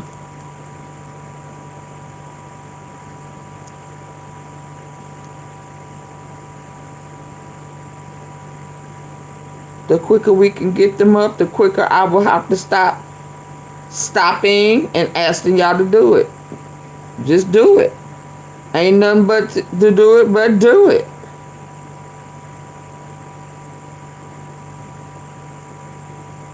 It's just saying thank you for taking the time to bring the tea.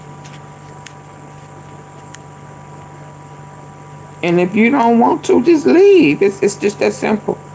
If you don't want to double tap, then exit. Continue to leak into public view. The Trump Justice Department is starting leaking? there. As the Epstein files continue to leak into public view, the Trump Justice Department is starting their cover-up disinformation campaign. Cover up! Now releasing documents begrudgingly, but simultaneously telling you, you might not want to believe the contents of these documents. In a statement posted to the former Twitter platform now known as X, the DOJ announced, listen, we're being transparent. We're releasing all the stuff. We're doing all of it. But a lot...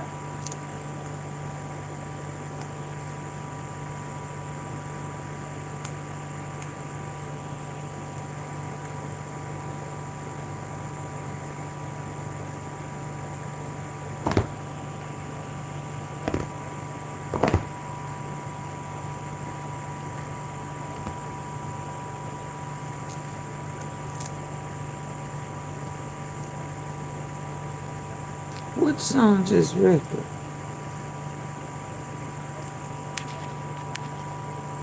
Okay, this is going to probably be my last time asking y'all to hit the like button. You may not want to believe it. They posted this nasty excretion to X, which says, quote, the Department of Justice has officially released nearly 30,000 more pages of documents related to Jeffrey Epstein. Some of these documents contain untrue and sensationalist claims made against President Trump that were submitted to the FBI right before the 2020 election. To be clear, the claims are unfounded and false, and if they had a shred of credibility, they certainly would have been weaponized against President Trump already. Nevertheless, out of our commitment to the law and transparency, the DOJ is releasing these documents with the legally required protections for Epstein's victims. So the core message here is, it's evil genius in a way. We are being transparent, but also don't take any of these documents too seriously. We tried not to release the documents forever, which suggested they were very serious. But now that we have started to release them and some are leaking, don't take them very seriously. Don't believe the subject matter, because if they were real, if this stuff really mattered, you would have heard about it already. It would have been used, it would have been weaponized against Donald Trump already. This is not a statement you would expect from an enforcement of law agency. It is the sort of statement you would expect from a propaganda mouthpiece, a press secretary, a communications person, or that sort of thing. And I think that if you examine the claims, they really don't stand up. I mean, the DOJ is saying if the allegations had credibility, they would have already been weaponized. If the allegations had credibility, they would have already been weaponized against Donald Trump before. That doesn't make sense on its face. A lot of this material was never public. Trump spent years obstructing, delaying, and reshaping the release of the Epstein documents.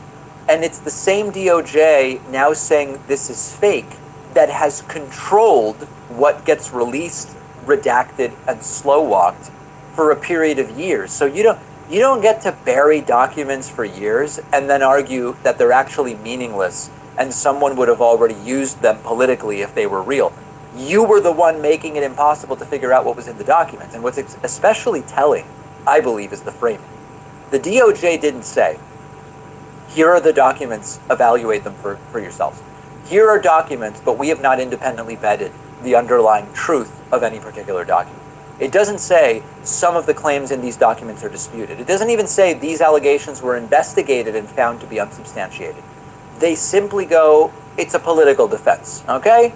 The president would have already suffered if these documents represented accurate claims or whatever. That should raise major, major alarms. Now then there's the hypocrisy, because notice who the DOJ did not rush to defend. Bill Clinton appears throughout the Epstein files. And Clinton's response has been really simple and consistent, which is release anything. Release all of it. Release everything with no caveats. Through his spokesperson, Bill Clinton put out a statement yesterday. So there was no preemptive denial issued through the Justice Department, no statement saying there are claims about Bill Clinton that are sensationalist. They just put it out there. Trump is, by the way, doing the opposite. Clinton goes, release it all. I have nothing to hide. I knew the guy, but I have nothing to hide. Didn't do anything wrong. Trump does the opposite. Trump campaigned for years on releasing the Epstein files, fed his base these dark hints about client lists and Democratic abusers and all of this stuff. And then once he's back in office, it's very clear that he doesn't want this stuff released. And they release a little bit, heavily redacted, with statements insisting that the most damaging claims about him now are false.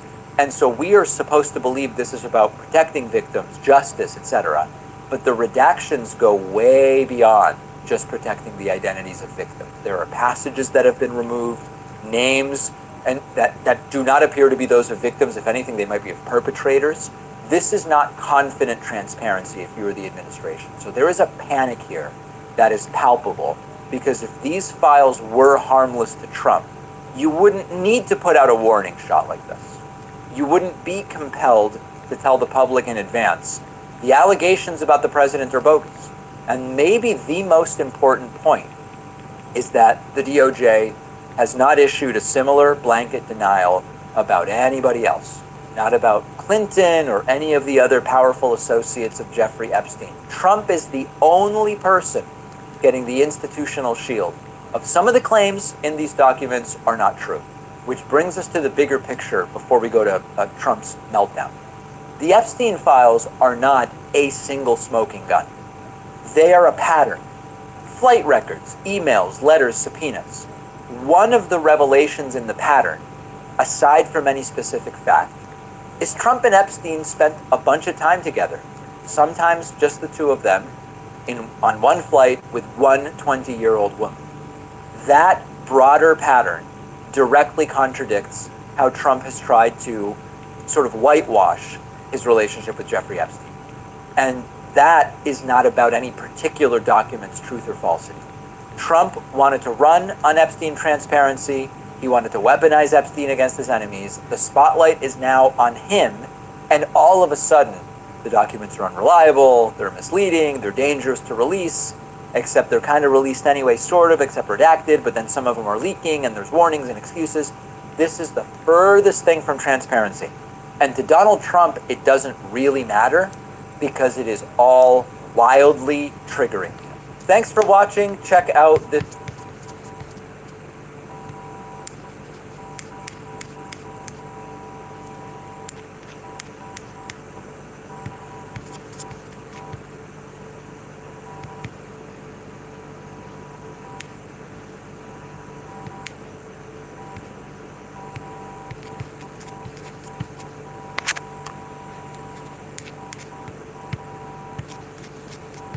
This right here is what the experts call a problem. Today I'm lifting some sunken concrete. So again, partisan while still wanting Trump to succeed far more than he wants Democrats to succeed. He has known Trump for about 2 decades. This clown here. He's in the Epstein files too. Okay, so if you're going to take your like back, I need for you to leave with your like, baby. Leave with your like. Get out. Get out. Y'all see that movie? Get out.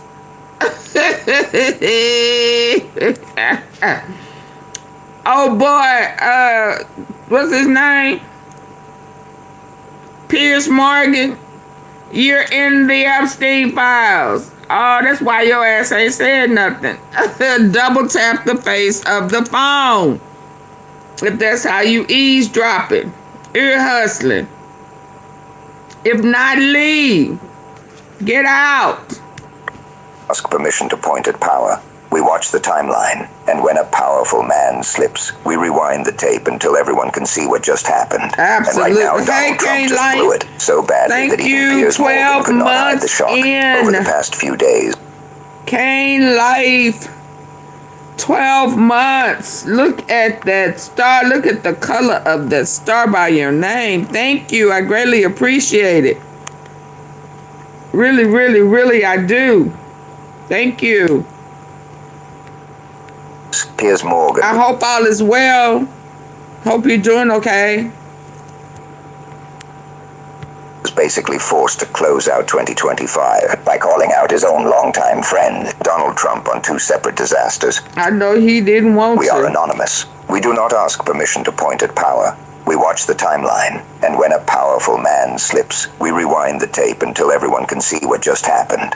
And right now, Donald Trump just blew it so badly that even Piers Morgan. We are anonymous. We do not ask permission to point at power.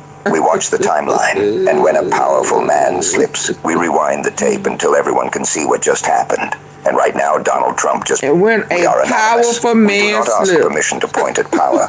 We watch we the laugh timeline, in your face. And when a powerful man slips, we rewind the tape until everyone can see what just happened. And right now, Donald Trump just blew it so badly that even Piers Morgan could not hide the shock. Over the past few days, Piers Morgan was basically forced to close out 2025 by calling out his own longtime friend, Donald Trump, on 2 separate disasters. First, Trump's mismanagement of the Epstein files. Donald Trump on both his disastrous mismanagement of the Epstein files as well as his cruel response to the brutal murder of Rob Reiner. But before Second, Trump's cruel response to the killing of Rob Reiner. And the reason this matters is simple. Piers Morgan is not built to be Trump's enemy. He is the guy who has spent years grading Trump on a curve, calling himself non-partisan while still wanting Trump to succeed far more than he wants Democrats to succeed. He has known Trump for about 2 decades. He was on The Celebrity Apprentice and he won it. For 20 years, he was on The Celebrity Apprentice, he won The Celebrity Apprentice, and he wants Trump to succeed.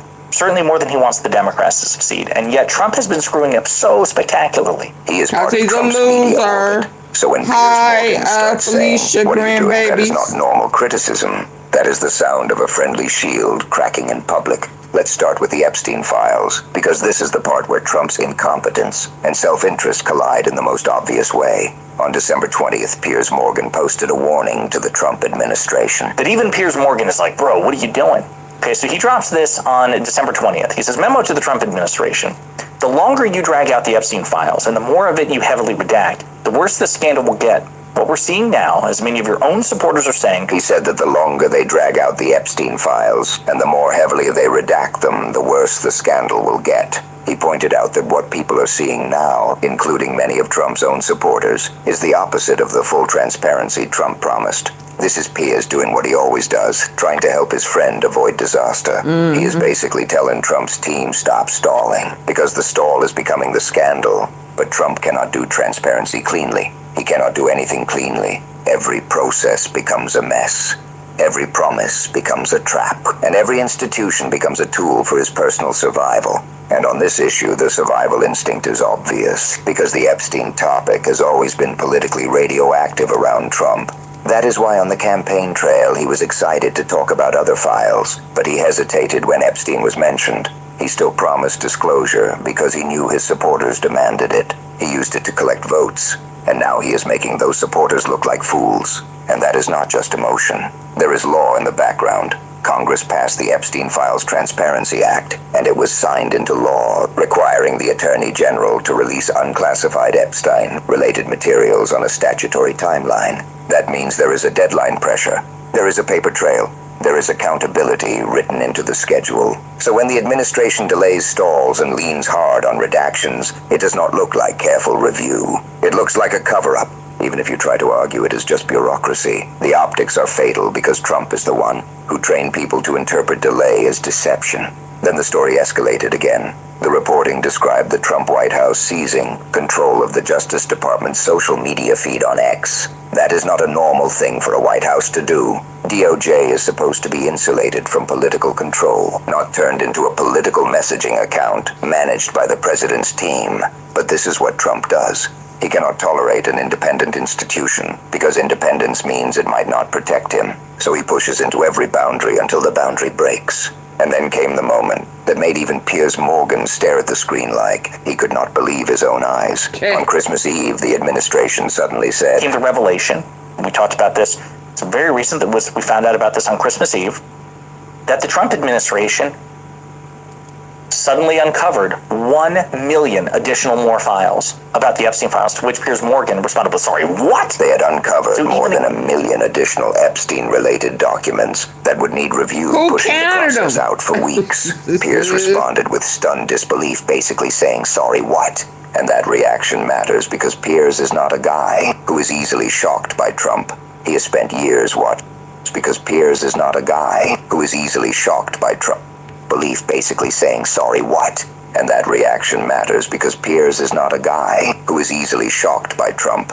He has spent years watching Trump do the most outrageous things and trying to repackage them as normal. But this was too incompetent even for him to spin. If you promise transparency and then you suddenly find 1 million more documents at the last minute, you look either wildly incompetent or wildly dishonest. Either way, the scandal grows. Now the original content makes a point that we have to keep intact. Piers still pulls his punches. Piers is somebody who grades Trump on a curve. He says he's a nonpartisan journalist, but he's been a friend of Trump's, a personal friend of Trump's. He still grades Trump on a curve. If a Democrat was screwing this up, he would be more smug, more aggressive, more relentless. Oh, absolutely. But even with the curve, even with the benefit of the doubt, Trump still fails to meet it. That is how spectacular the failure is. Trump cannot even live up to the lowered expectations of the people who want to defend him. And there is a deeper reason why this issue keeps coming back to Trump personally. Trump had a publicly documented social history with Epstein. Friend of Trump's, a personal friend of Trump's. He still grades Trump on a curve. If a Democrat was screwing this up, he would be more smug, more aggressive, more relentless. But even with the curve, even with the benefit of the doubt, Trump still fails to meet it. That is how spectacular He's the a failure loser. is. Trump cannot even live up to the lowered expectations of the people who want to defend him. And there is a deeper reason why this issue keeps coming back to Trump personally. Trump had a publicly documented social history with Epstein, and earlier reporting includes Trump praising Epstein in a 2002 interview. As more material and reporting circulates, Reuters also report Trump personally. Trump had a publicly documented social history with Epstein, and earlier reporting includes Trump praising Epstein in a 2002 interview. As more material and reporting circulates, Reuters also reported that newly released documents included an email stating Trump flew on Epstein's jet at least 8 times, while also noting the documents did not establish that Trump committed a crime. But politically, you do not need a criminal finding for this to be damaging. You need proximity, you need contradictions, you need delay, and you need the appearance of self-protection. And Trump is giving the public all 4. Now shift to the second part of the story, because it is not about paperwork. It is about character. It is about the moment where a president is supposed to be human and instead chooses cruelty. Reiner's former collaborators, Harry Shearer, who was a voice on The Simpsons, and he was in This is Spinal Tap, which was one of Reiner's, seminal movies. We'll get to that. We'll conclude with the Reiner stuff, but I want to focus first on Piers' reaction to Trump's mismanagement of the Epstein files. And again, The conversation turned toward the global outpouring of tributes after Rob Reiner and his wife were killed. I knew that Rob Reiner had said a lot of bad things about Donald Trump. There was no great trade secret. But it just struck me that for the President of the United States to first on Pierce's reaction you better to get off Trump's that friend mismanagement of the train. Epstein files. Again, the conversation turned toward the global outpouring of tributes after Rob Reiner and his wife were killed. I knew that Rob Reiner had said a lot of bad things about Donald Trump. There was no great trade secret.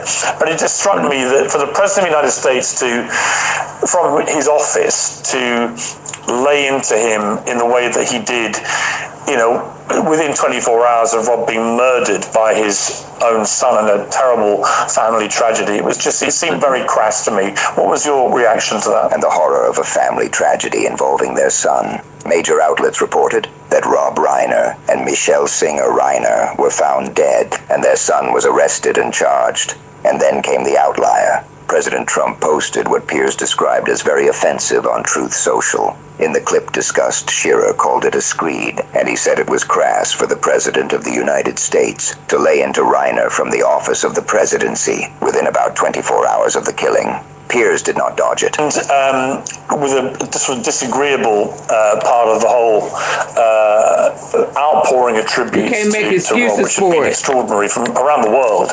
But one outlier was President Trump. Cannot make excuses for that. So I tell y'all about making excuses. You gotta stop. Who published this, in my view, very offensive post on his Truth Social platform. A screed, if you will. Yeah, and it was just, you know, obviously, look. He framed it as disagreeable and asked Shearer directly what he thought. Shearer's response cut straight through the noise. He said Trump's post was not beneath the dignity of the American presidency. It was beneath the dignity of a local dog catcher. And then he described Trump's extreme narcissism, how Trump takes every development in the world and turns it into something about himself. This is what people mean when they say Trump is a screed, if you will. Yeah, and it was just, you know, obviously, look. He framed it as disagreeable and asked Shearer directly what he thought. Shearer's response cut straight through the noise. He said Trump's post was not beneath the dignity of the American presidency. It was beneath the dignity of a local dog catcher. And then he described Trump's extreme narcissism, how Trump takes every development in the world and turns it into something about himself. This is what people mean when they say Trump is unfit, not because of a policy disagreement, because he cannot stop centering himself even in tragedy. Then Shearer pointed to a contrast that makes Trump look even worse. He referenced a viral clip from an interview with Rob Reiner. And he condemned it unreservedly, which was just, and there was a contrast in reactions to two brutal murders. And he expressed support for Erica's decision publicly to forgive the murderer.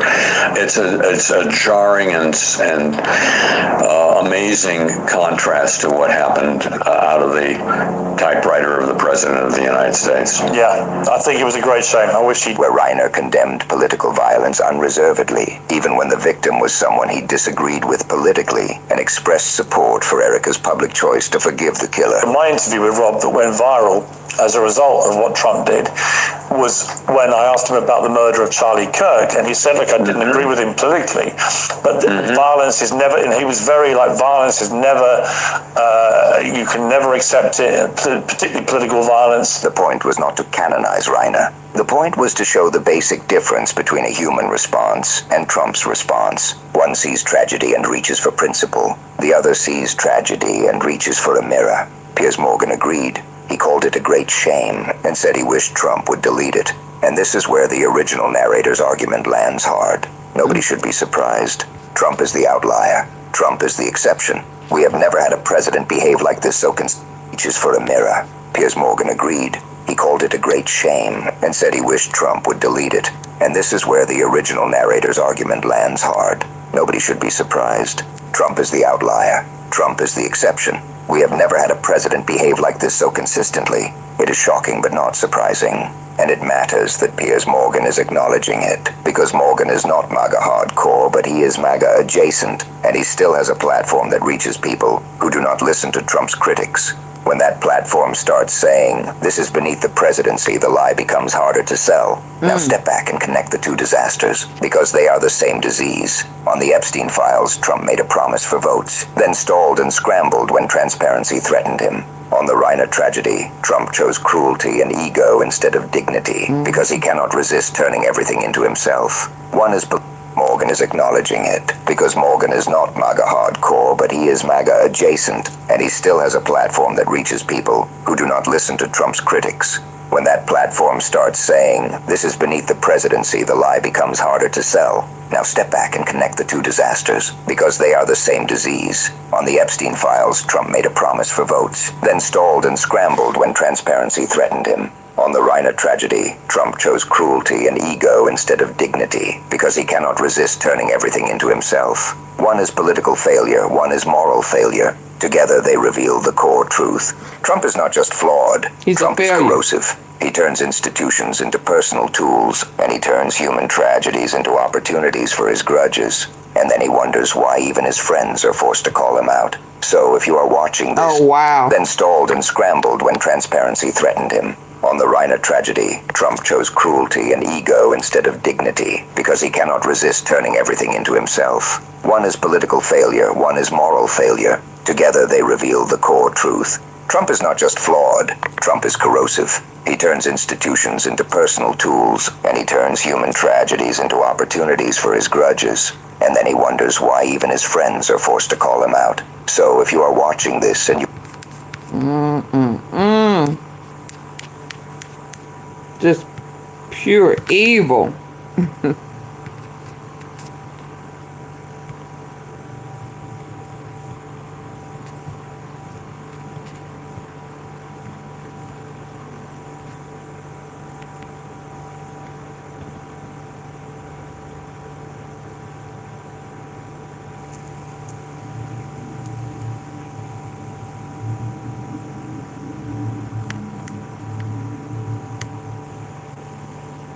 Out in the field, the stakes are high, and you can either get lucky or you can stack the deck with Big Toronto. It's all about the co-conspirators. That's what people want to know when it comes to the release of the Epstein files. But although a lot of talk has been about the 10 alleged co-conspirators mentioned in an FBI email that was part of the releases, there seems to be more than just 10. Even Ghislaine Maxwell is now saying there are 25. Let's discuss. I'm Dave Ehrenberg, former state attorney for Palm Beach County, aka the Florida Lawman, here on the Midas Touch Network. So here's the deal. We know that there are a lot of people out there who have been alleged to be affiliated with Jeffrey Epstein. And we know that in the recent batch of releases by the Trump administration, which has an email from July 7th, 2019, from an FBI agent who has a subject that says co-conspirators. And it says that contact was made with so-and-so, and there's deletions and redactions, but there are 3 names who are not redacted. I'm going to get to that. But they also refer to the status of 10 co-conspirators. So that's what's getting a lot of attention. Who are these 10 co-conspirators? All right. I'm going to explain why it's more than 10. So when it comes to 10 co-conspirators, this was an ongoing FBI investigation, apparently, and they reached out to a number of these people to get a statement from them. But for some reason, they unredacted 3 of the names. And why? Well, the 3 names are Ghislaine Maxwell, out to a number of these people to get a statement from them. But for some reason, they unredacted 3 of the names. And why? Well, the 3 names are Ghislaine Maxwell, Jean-Luc Brunel, the photographer in France, and then Leslie Wexner, who is the head of Limited Company, who had a long-standing relationship with Jeffrey Epstein. So when it comes to Ghislaine Maxwell, I understand why that was unredacted. After all, she was convicted of sex crimes with Jeffrey Epstein as a co-conspirator. When it comes to Jean-Luc Brunel, I understand why his name was unredacted, because Jean-Luc Brunel killed himself in prison. He was implicated in the Epstein saga. He was charged with crimes in France, and then he unalived himself. So I understand why those two names were unredacted, but why Leslie Wexner? And so if you're going to unredact Leslie Wexner's name, then why don't you unredact the other names? I understand why those two names were unredacted, but why Leslie Wexner? Why? And so if you're going to unredact Leslie Wexner's name, then why don't you unredact the other names? And if you are protecting individuals who have not been charged with a crime or may never be charged with a crime, then why are you putting Bill Clinton's face and name out there throughout the entire releases? Well, one answer is that this is political. It's a way for because he know he was eating the hell out of Bubba's pickle. Another explanation is coming from the top, from the White House. He mad that it's out there that he was eating and sucking and licking and swallowing all of Bubba's juice. Yeah, after he blew that bad baby. After he blew that big deal Bill pickle. Yeah. He sucked all the pickle juice out the head of that pickle. Ha! He ain't leave none for his wife or his side pieces. You understand? He ate the shit out that pickle. He got on his knees for the D. He sucked all the juice out the D. Yeah, he was jealous of the women for that D. Yeah, that's him mad at Bill. Him mad at Bubba. Him down Styles is mad at Big Bubba with that big deal pickle. He said, I can do whatever Monica can do better. Yeah, you're trying to be in competition with a woman with them big ass hips.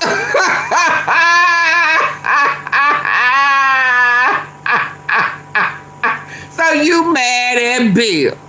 Yeah, the big Bill. Yeah, with the big pickle. I mean, I saw you patting on this thing. Oh, what big pickle you have? Yeah. Don't be mad at him because you wanted to suck on his pickle. Yeah. Yeah. You wanted to be his side piece. Okay. Everybody love Bill. He blew that horn. He said, but now you gonna blow this horn. This time. And baby, when I tell you he was on his knees begging Bill, please, please, let me suck this pickle. And he was really trying to get that belt buckle and that zipper down. I cannot wait to either Putin or Bubba release the other pictures. Now, we know he was on his knees. And we know Bubba just sit there like it was Monica Lewinsky and she was up under the Oval Office desk. He was on his knees like a bitch.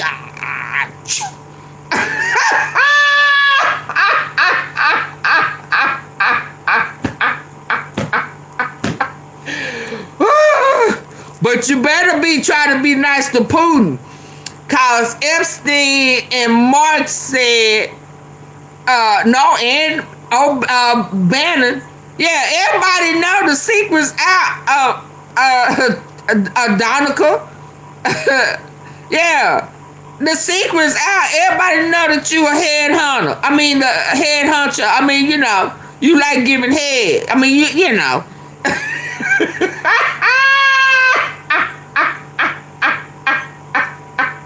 So you should have kept your big ass mouth shut. Oh.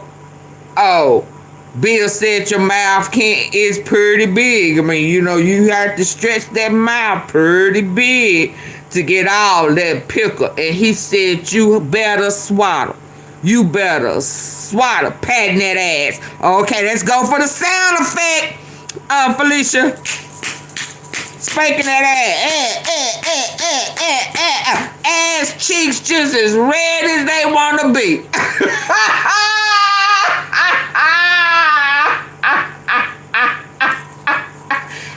ass cheeks just red. Ouch. Ouch. But, yeah. Pulling that hair back. Pull that hair back. And you better swallow. What your throat do?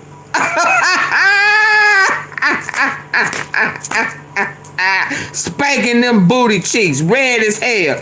He said, fuck orange. Them cheeks were yeah. He found some rhythm that day, didn't he? Let me stop. Mad at Bill. Huh? Mad at Bill for what? Cause he had a woman in the pool? Huh? He had a woman on his lap? And now you wanna be Bill woman? Huh? You wanna be in the closet with Big Bubba with the Big Bill, Big Deal Pickle. Everybody wanted some of Bill, including Donica Blowinski. Yes, indeed. Yes, indeed. You old head hunter. Yeah, you old sloppy toppy. Look at you. What a fucking embarrassment. Yeah. Fooling with kids and fooling with bubbles. Big deal. Big ass pickle. They said he got a big, for a white boy. Bill said, well, I think I got some black in me.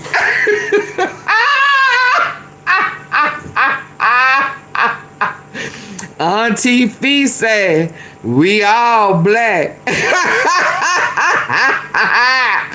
She did say they were here first, so we gonna listen to AunTeaFee. Yeah, so yeah, I guess I got a little black in me too. Absolutely, because he said he found out that thing was big and it didn't look like no. And he wanted to see big ass mouth, wanted to put a big ass pickle in it. And Bill said, have at it. But you better swallow. Don't you waste it. One answer is that this is political. It's a way for Trump administration to go after Trump's enemies. Woo! Another explanation is coming from the top, from the White House. Yes, indeed. Where Trump wants this to be about Clinton, not about himself. And even there was a spokesperson for the DOJ tweet that said that, there you are, Democrats, there's your leader in a hot tub with an Epstein victim. Of course, that is not corroborated at all. If there was an Epstein victim in the hot tub, why are you releasing Clinton's name and photo? And if he really were the subject of a criminal investigation by the Southern District of New York, which remember, the Trump administration authorized an investigation of Epstein's relationships with Democrats, which you really can't do, but okay. Then why is Clinton's name and picture published throughout? That's supposed to be redacted, right? So there are a lot more questions than answers. 25 co-conspirators, they say. I know that people are upset that the names of victims have been unredacted. I think what happened there is that it was just sloppy. I think that the names were intended and should have been redacted, but they made a mistake, and now they're changing it and redacting names. But it shows you that I don't think there's a rhyme or reason. I don't think they intentionally put out the names of victims, but I do think they intentionally put out the name of Bill Clinton, the likeness of Bill Clinton, the photo, the name, to try to embarrass him, try to embarrass Democrats. And then there are other things like Leslie Wexner. I don't understand why, if he's an alleged co-conspirator, you would release his name, but you redact the names of everyone else. So when it comes to the names of the co-conspirators, as I mentioned at the beginning of this video, it's more than 10. How do I know that? Well, even Ghislaine Maxwell is saying it's more than 10. And Ghislaine Maxwell, you would think, would know. You see, Ghislaine Maxwell recently sent out a petition for habeas. Now, this is that she was convicted and sentenced to 20 years in prison for her sex crimes. And she appealed all the way to the U.S. Supreme Court. what this is that she was convicted and sentenced to 20 years in prison for her sex crimes. And she appealed all the way to the U.S. Supreme Court. You see, Ghislaine Maxwell recently sent out a petition for habeas. Now, this is that she was convicted and sentenced to 20 years in prison for her sex crimes. And she appealed all the way to the U.S. Supreme Court. The U.S. Supreme Court Y'all hit the like button. Her appeal. So it went all the way up to the top court, done. But it's not really done.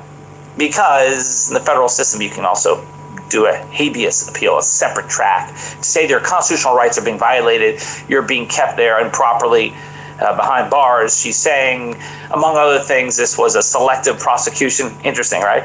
That she's being used by Bill Barr, this is the Trump administration, the first one, as a scapegoat when Epstein killed himself, and then you couldn't find anyone else, so you have to go after Ghislaine Maxwell, when there are all these other people, if they would just look, who should be identified co-conspirators. And it shows selective prosecution that you're only focusing on her. So she is not naming names. That would be really helpful. Maybe one day she will.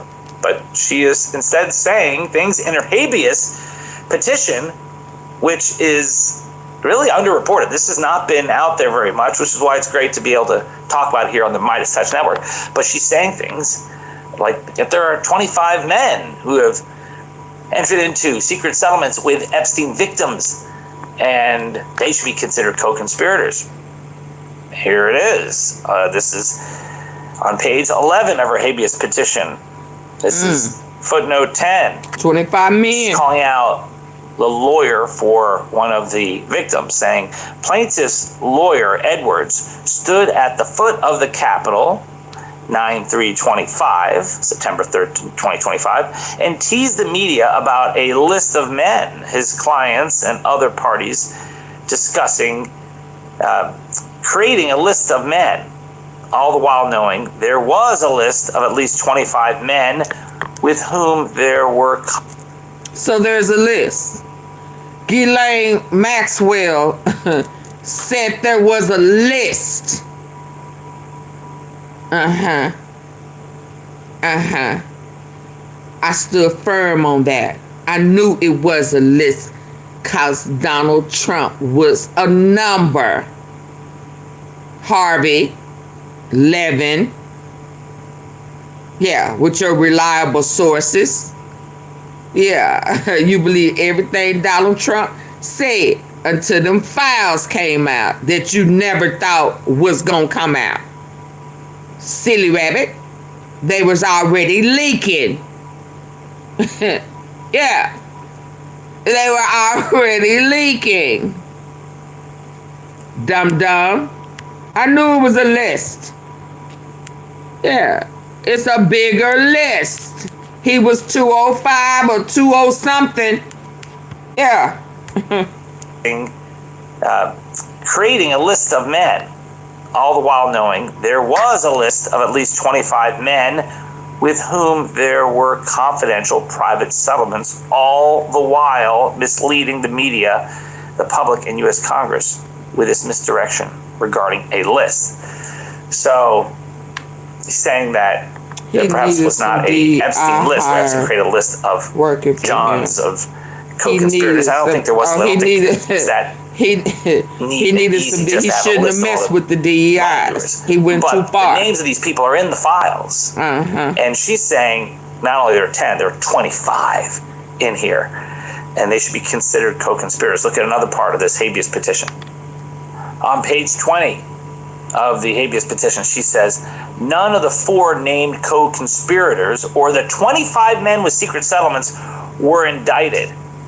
The 4 named co-conspirators she's referring to were the ones named in the controversial non-prosecution agreement with Jeffrey Epstein and the federal prosecutors in the Southern District of Florida. You remember 2008, there was this, 2007, 2008, there's this non-prosecution agreement that seemed to be just a slap on the wrist of Jeffrey Epstein.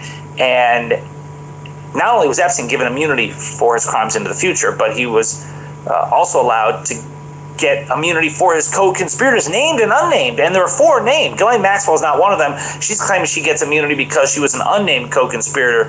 Well, here she's saying that none of the 4 named co-conspirators or the 25 men with secret settlements were indicted. This is a selective prosecution. And on page 41, she goes after Bill Barr, saying that AG Barr admitted that post Epstein's death, they were looking for someone to indict for trafficking. The petitioner was not named in Epstein's first or second indictment. 4 of the women were named as co-conspirators, but none of the 4 were ever charged. The government could have indicted the 4 named co-conspirators or any of the 25 men that settled secretly with the... Ghislaine, girl, sit your ass down and go back to the prison that your ass was in when Ramona and Rebecca was tagging your ass. Cause these 4 right here that were not prosecuted, I'm assuming you recruited them. You recruited them for your boyfriend. Silly rabbit. Ain't nobody forgot that. You was his madam. Yeah. And while you was playing with Trump, you know, he didn't trust you either for some reason. And it didn't apply to you because you was brought up on charges in New York. Now sit your madam ass down. Okay? And go back to where you came from. Yeah, ain't nobody falling for that. You done fired your attorney because he done told you your goose is cooked and whatever deal you thought you had, they not looking, they not talking, they don't want to touch you right now. None of that. So no. Yeah, because his ass is in trouble. And if he touch you right now, he is good as cooked. And she's like, well, what am I going to do? The guards and stuff, they're not catering to me. They're not letting me order Uber. And they tell me I got to go back to my regular cell. Huh? Yeah. Because the guards told what was going on. What am I going to do? Yeah, you going to sit your ass down or take your ass back where you came from. That's what you gonna do. And hell to the dog. You can't order no damn Uber or DoorDash. You gonna eat the prison food. Yeah, because your ass ain't supposed to be over here. No way. You ungrateful heifer. Now, as we were, your big and ass. First or second indictment. 4 of the women were named as co-conspirators, but none of the 4 were ever charged. The government could have indicted the 4 named co-conspirators or any of the 25 men that settled secretly with the plaintiff's lawyers for the complainants, but did not. To file her too. She's saying there are 25 people you could have charged with a crime here, but instead you focus only on Ghislaine Maxwell. Okay. I don't think that argument is going to win the day. There was enough evidence to charge Ghislaine Maxwell. This is not a phony or vindictive prosecution. After all, we're talking about the Trump administration, which... Didn't you go to Mar-a-Lago and steal them from Donald? Uh-huh.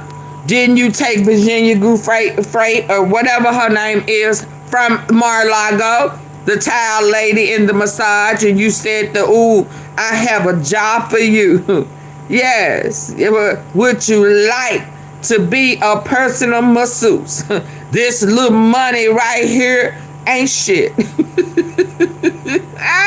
Yeah, Donna said you was stealing his workers. Now, why she was 14, 15 working, I don't know. And in the spa with men, in the men's section. Yeah, DT. Yeah, but didn't you steal her from Mar-a-Lago? That's why your ass is the only one that did not get the sweetheart deal. because you solicited them minors. And Ivana, whatever Donald first wife is that's buried on the golf course, yeah, she knew it because she rode in the car with you while y'all was going trick-or-treating for kids. You better sit down and shut up. Allowed the number 2 person at the Department of Justice to go interview Ghislaine Maxwell, not ask too many follow-up questions, but interviewed her, and then afterwards transferred her to a minimum security prison in Texas, where sex offenders are not supposed to be. So if you're going to say that the Trump administration is going after her selectively or vindictively, that argument ain't going to fly. Her chance of winning on habeas appeal here are slim and none. I think Slim just left town. And if you're wondering about her high-powered lawyers, they're not part of this petition. She's doing it herself. This is a pro se petition.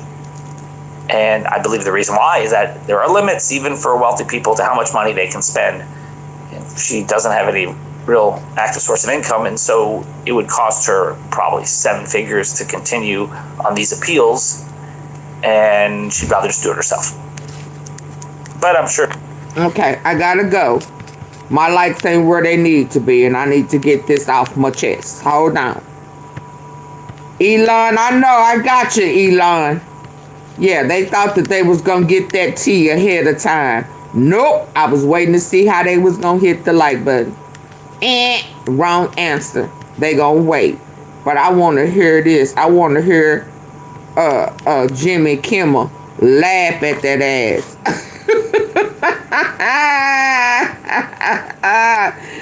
Now what about the doctor? Huh? Let's hear this, Jimmy. Let's go. Hello, everyone. This is Jimmy Kimmel. 2 letters just dropped from the Department of Justice, and what they contain could change everything we know about Trump and Epstein. Before we go further, subscribe to Kimmel in Focus right now, because what I'm about to read to you isn't being discussed properly anywhere else in media. These aren't rumors. These aren't conspiracy theories. These are official documents from the Department of Justice released as evidence, and they're devastating. Now, if it's anybody we can count on you to give us some of this truth, because we know you got a bone to pick. And we know you gon' cross your T's and dot your I's, or dot your I's and cross your T's, baby, because you ain't gonna give him not now reason. So y'all better get the lights up. Get the lights up for me. Yeah, let's go. Let's go, Jimmy. Jimmy, let's go. If this man should be president. First letter, January 2020. January 2020. From an assistant U.S. attorney. 2020. From an assistant U.S. 2020. From an assistant U.S. attorney at the Southern District of New York, one of the most prestigious investigative offices in America. Here's what it says. For your situational awareness, wanted to let you know that the flight records we received yesterday reflect that Donald Trump traveled on Epstein's private jet many more times than previously has been reported, or that we were aware. Read that again. Many more times than previously reported, the letter continues, including during the period we would expect to charge in a Maxwell case. That's crucial. Trump flew during the time frame when Maxwell was actively trafficking victims, when crimes were being committed. In particular, he is listed as a passenger on at least 8 flights between 1993 and 1996, including at least 4 flights on which Maxwell was also present. 8 documented flights, 4 with Ghislaine Maxwell herself, the woman now in prison for sex trafficking. But it gets worse, much worse. He is listed as having traveled with, among others, Marla Maples, his daughter Tiffany, and his son Eric. Trump brought his family on Epstein's plane, his wife, his children. Why would you bring your family on these flights if you didn't trust Epstein completely? Now here's the part that should shock everyone. On one flight in 1993, he and Epstein are the only 2 listed passengers. Just Trump and Epstein, nobody else. What were they doing? Where were they going? Why just the 2 of them? The letter continues. On another, the only 3 passengers are Epstein, Trump, and then 20-year-old. The name is redacted. 3 people on a private plane, Epstein, Trump, and a 20-year-old. Not 21, not of legal drinking age. A 20-year-old whose identity is protected. The letter goes on. On 2 other flights, 2 of the passengers, respectively, were women who would be possible witnesses in a Maxwell case. possible witnesses, women who could testify about trafficking, and Trump was on those flights with them. This letter is over 100 pages of flight records, very small print, detailed documentation, and the assistant U.S. attorney ends with this warning. We just finished reviewing the full records and didn't want any of this to be a surprise down the road.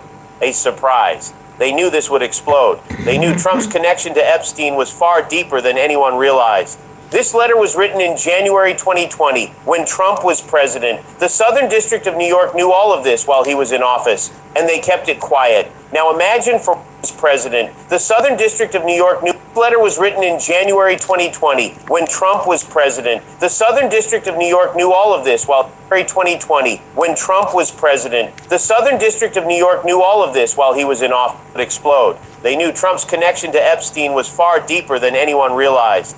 This letter was written in January 2020, when Trump was president. The Southern District of... They knew Trump's connection to Epstein was far deeper than anyone realized. This letter was written in January 2020, when Trump was surprised down the road. A surprise. They knew this would explode. They knew Trump's connection to Epstein was far deeper than anyone realized. This letter was written in January 2020, when Trump was president. The Southern District of New York knew all of this while he was in office, and they kept it quiet. Now imagine... So they was trying to play in our face. Is that what you're telling me, Jimmy? They was trying to play in our face. They didn't think that it was ever going to be exposed, did they? They thought that the coast was clear. I don't know what made him open his big ass mouth and try to expose Bubba's big deal. Yeah, ran on the campaign of exposing Bill and Andrew. He thought that since he snitched on Epstein, that his name and information was going to be redacted because he got a deal. Yeah. He got Bill's big deal pickle, and he got a deal from the FBI, the feds, because he snitched on Epstein. Yeah. So he thought the coast was clear. Silly rabbit. Tricks are for kids. That's why you thought it was okay to bring it up and expose the Democrats, because you thought you were removed because you snitched. But somebody left it there. Somebody hid them thousands. Oh, I forgot. Comey. Is that why you fired her, Maureen Comey? Because you knew she knew the deal. And then you played with her daddy. Huh? You played with her daddy? You lost that? Oh, okay. Yeah. And they appeared. Voila. Absolutely. Because you knew, yeah, that Florida was coming. You knew that after Diddy sat down for a minute, because Diddy was never hit with Florida. Oh, you thought I forgot? You thought I forgot?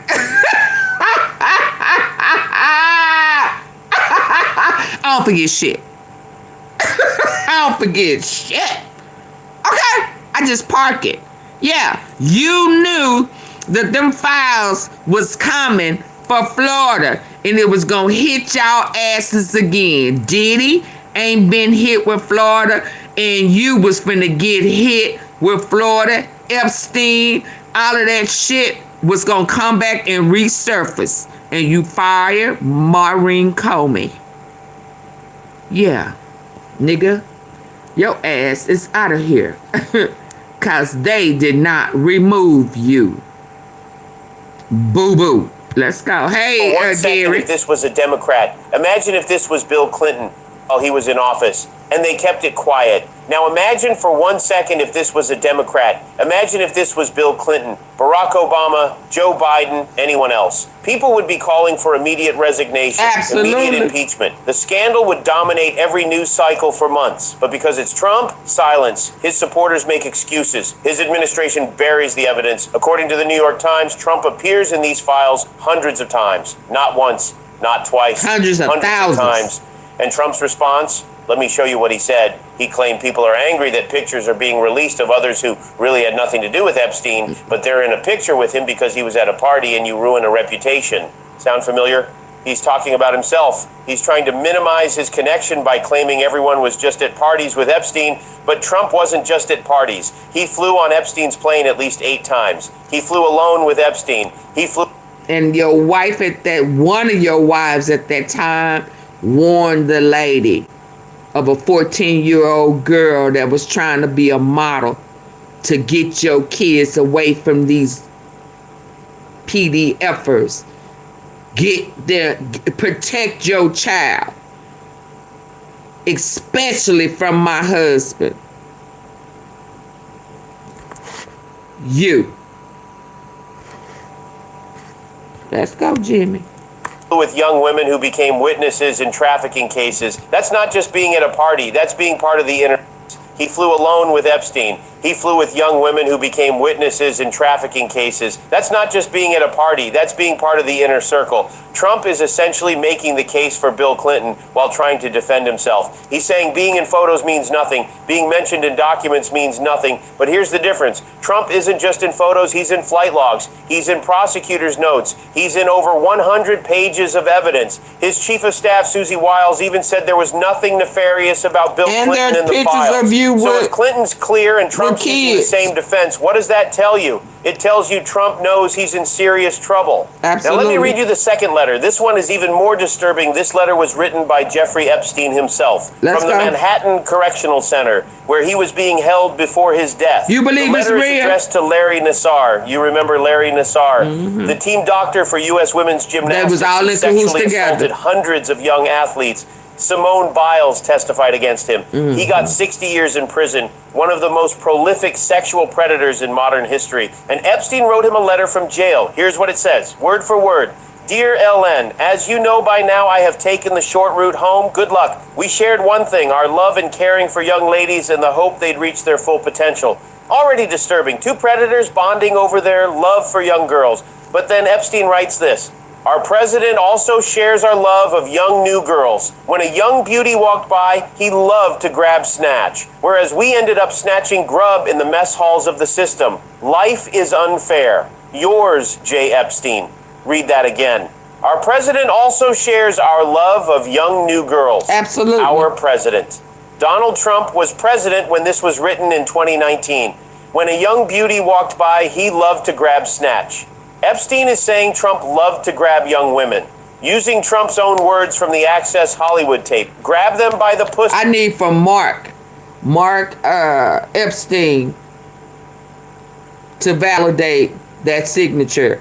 Because I just don't think that Jimmy Kimmel would make this statement if he had not did the due diligence to know if that was his handwriting.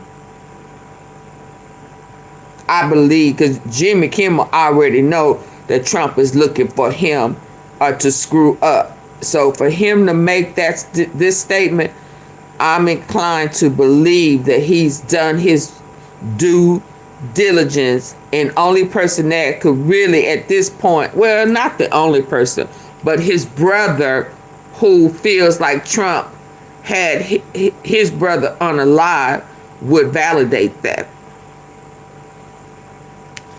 Y'all better stay woke. Jimmy Kimmel. And if this isn't coming from him, he would have taken this down. Let's go. Them by the pussy. Epstein is directly connecting Trump's behavior to his own words from the Access Hollywood tape. Grab them by the pussy. Epstein is directly connecting Trump's behavior to his own. He's saying they share the same appetites, the same desires. Whereas we ended up snatching grub in the mess halls of the system. Life is unfair.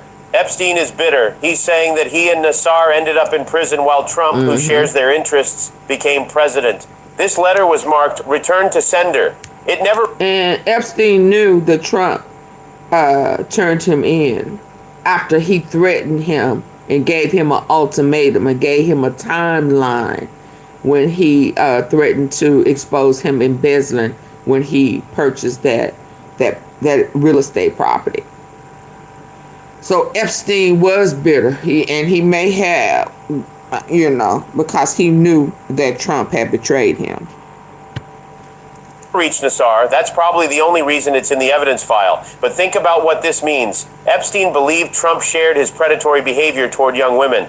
He wrote it down explicitly in a letter to another convicted predator. This isn't speculation. This isn't conspiracy theory. This is Jeffrey Epstein's own words in an official document now released by the Department of Justice. Oh, there we go. And Trump's response, he wants everyone to stop talking about it. He says there's nothing to hide, but his Justice Department heavily redacted the files. They removed photos of him with Epstein. They're playing games with the release schedule. If there's nothing to hide, why the games? Why the redactions? Why pull down photos within hours? Trump says people shouldn't have their reputations ruined just for being in photos. But he's not just in photos. He's in flight logs during the period when crimes were committed. Absolutely. He's mentioned hundreds of times in prosecutor files. And Jeffrey Epstein himself wrote that Trump shares our love of young new girls. Let me ask you something. And he's Would also you be okay said with that Trump this if it was is the anyone else? worst. If this was a Democratic president with 8 flights on Epstein's plane, alone with a 20-year-old flying during the trafficking period, mentioned hundreds of times in files, would you accept the excuse that they were just at parties together? Of course not. You'd demand resignation, impeachment, criminal investigation. But because it's Trump, his supporters look the other way. They make excuses. They claim it's all a distraction from his successes. What successes? Building ships while children were being trafficked and he was flying on the plane with their traffickers? The circumstantial evidence is overwhelming. Trump was close to Epstein for years. He flew on his plane multiple times. He was there during the period when crimes occurred. He flew with women who became witnesses, and Epstein himself said Trump shared his desires. Did Trump know what was happening? That's the question nobody wants to ask, because if he knew, if he participated, if he looked the other way, that makes him complicit. And if he didn't know, how could he not? How do you fly 8 times on someone's plane, bring your family, spend time with them for years, and not know they're running a trafficking operation? Either he knew and didn't care, or he was willfully blind. Neither option is acceptable for a president. These letters represent something Trump bigger than scandal. They represent a pattern of behavior, a pattern of proximity to predators, a pattern of exactly the kind of conduct Trump himself described on that Access Hollywood tape. When you're a star, they let you do it. Grab them by the pussy. That's not locker room talk. That's a confession.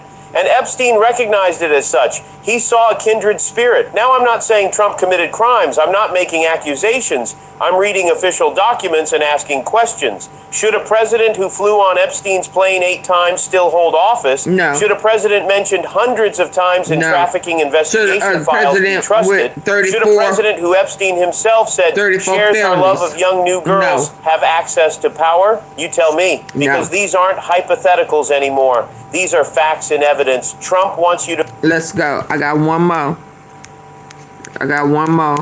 My lights ain't where they need to be, so let's go. I gotta go this route because his name is in the title. However, my lights ain't where they need to be, so I'm not gonna play the game no more. I'm 2 hours and 44 minutes in. It don't take that long for y'all to hit the like button. Let's go.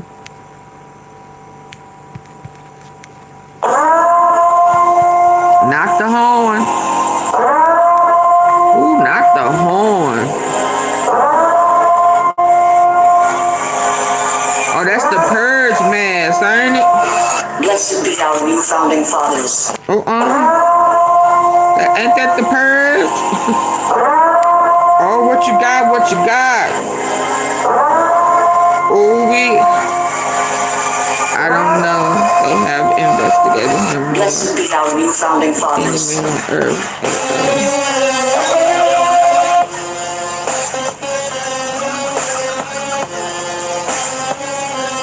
Oh, that's you, Wendy.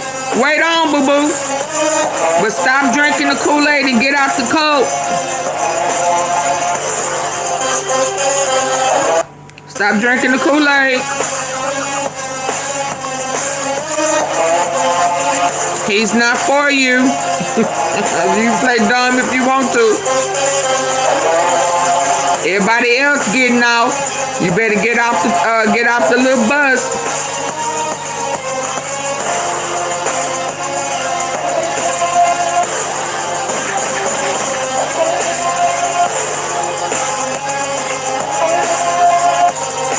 Get off the little bus. We are anonymous. No faces, no donors, no handlers. We do not ask permission to speak, and we do not wait for power to confess. We watch what it does when it thinks nobody is paying attention, and we speak when the cracks become impossible to hide. And right now, nothing is more exposed than this. Anonymous reveals Elon leaked the Epstein files and Trump collapsed. This did not begin with a brave whistleblower stepping forward under bright lights. It began with arrogance. It began with people who believed they were untouchable. It began with a government that thought it could control the truth by controlling the tools used to hide it. And it ended Everybody getting off the bus but Wendy. We do not ask permission to speak, and we do not wait for power to confess. We watch what it does when it thinks nobody is paying attention, and we speak when the cracks become impossible to hide. And right now, nothing is more exposed than this. Anonymous reveals Elon leaked the Epstein files and Trump collapsed. This did not begin with a brave whistleblower stepping forward under bright lights. It began with arrogance. It began with people who believed they were untouchable. It began with a government that thought it could control the truth by controlling the tools used to hide it. And it ended, at least for now, with Donald Trump losing control of the narrative in public in real time and with no way to put the lid back on. Elon Musk did not walk into Washington intending to expose the Epstein cover-up. That matters. This was not some heroic act of transparency. This was what happens when you treat government like a startup. We're cutting Washington intending to expose the Epstein cover-up. That matters. This was not some heroic act of transparency. This was what happens when you treat government like a startup. We're cutting on. Elon Musk did not walk into Washington intending to expose the Epstein cover-up. That matters. This was not some heroic act of transparency. This was what happens when you treat government like a startup. Where cutting costs matters more than understanding consequences. When Doge bragged about slashing so-called waste, nobody in Trump's orbit stopped to ask the most basic question imaginable. What happens when you remove the tools that allow you to hide things properly? The answer is simple. You expose everything. Before Elon's involvement even became obvious, the Department of Justice was already playing a dangerous game. Congress had passed a law with near unanimous support, requiring the release of Epstein-related documents. The language was crystal clear. No redactions for embarrassment. No redactions for reputational harm. No redactions for political sensitivity. The entire purpose of the law was accountability. Survivors demanded the truth. The public demanded the truth. And the DOJ responded with delay, obstruction, and theater. On the eve of the holidays, the Department of Justice quietly released another batch of Epstein files. It was a familiar maneuver. Dump it when people are distracted. Dump it when newsrooms are thin. Dump it when outrage has to compete with family dinners, travel, and exhaustion. But even by those cynical standards, this release failed. Only a fraction of the required material was made public. Vast sections were blacked out. No convincing legal explanations were offered, and yet buried inside the redactions were revelations so explosive that they immediately blew the cover off the entire operation. A July 2019 internal email exchange revealed that federal investigators were examining 10 potential Epstein co-conspirators. 10, not rumors, not online speculation, internal DOJ communication. And yet years later, only one person had ever been charged, Ghislaine Maxwell. The names of the other 9 were hidden. There is no legal justification for that. The law explicitly forbids it. The Department of Justice knew that, and they did it anyway. Even worse, those emails referenced additional internal documents the public has never seen.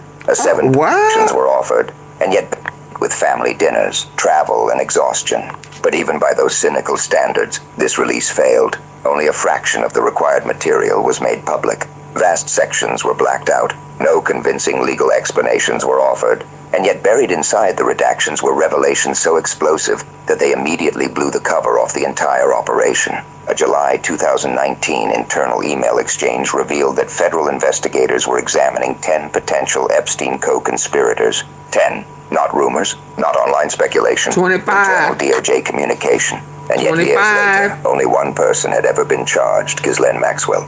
The names of the other 9 were hidden. There is no legal justification for that. The law explicitly forbids it. The Department of Justice knew that, and they did it anyway. Even worse, those emails referenced additional internal documents the public has never seen. A 7-page memo titled Co-Conspirators We Could Potentially Charge. An updated 86-page co-conspirator memo drafted later in 2019. A 13-page corporate prosecution memo. These were not footnotes. These were roadmaps, and they remain locked away. This is why Epstein survivors have fought so relentlessly. Because this was never just about one man. It was about a criminal enterprise that thrived for decades, protected by wealth, power, and silence. And when that silence started to crack, Donald Trump began to unravel. Trump has always told on himself. When pressured, he projects. When cornered, he lashes out. When guilty, he accuses. After the Epstein files were released, Trump posted a bizarre Christmas message ranting about sleazebags who partied with Epstein. He thought he was distancing himself. What he was actually doing was revealing his own obsession and panic. An Epstein survivor replied with 4 words that cut straight through the noise. Every accusation is a confession. And that sentence followed Trump everywhere, because his own administration was already giving the game away. During the first partial Epstein files release, Trump's name appeared repeatedly. In some cases, it was not redacted. Doing was revealing his own obsession and panic.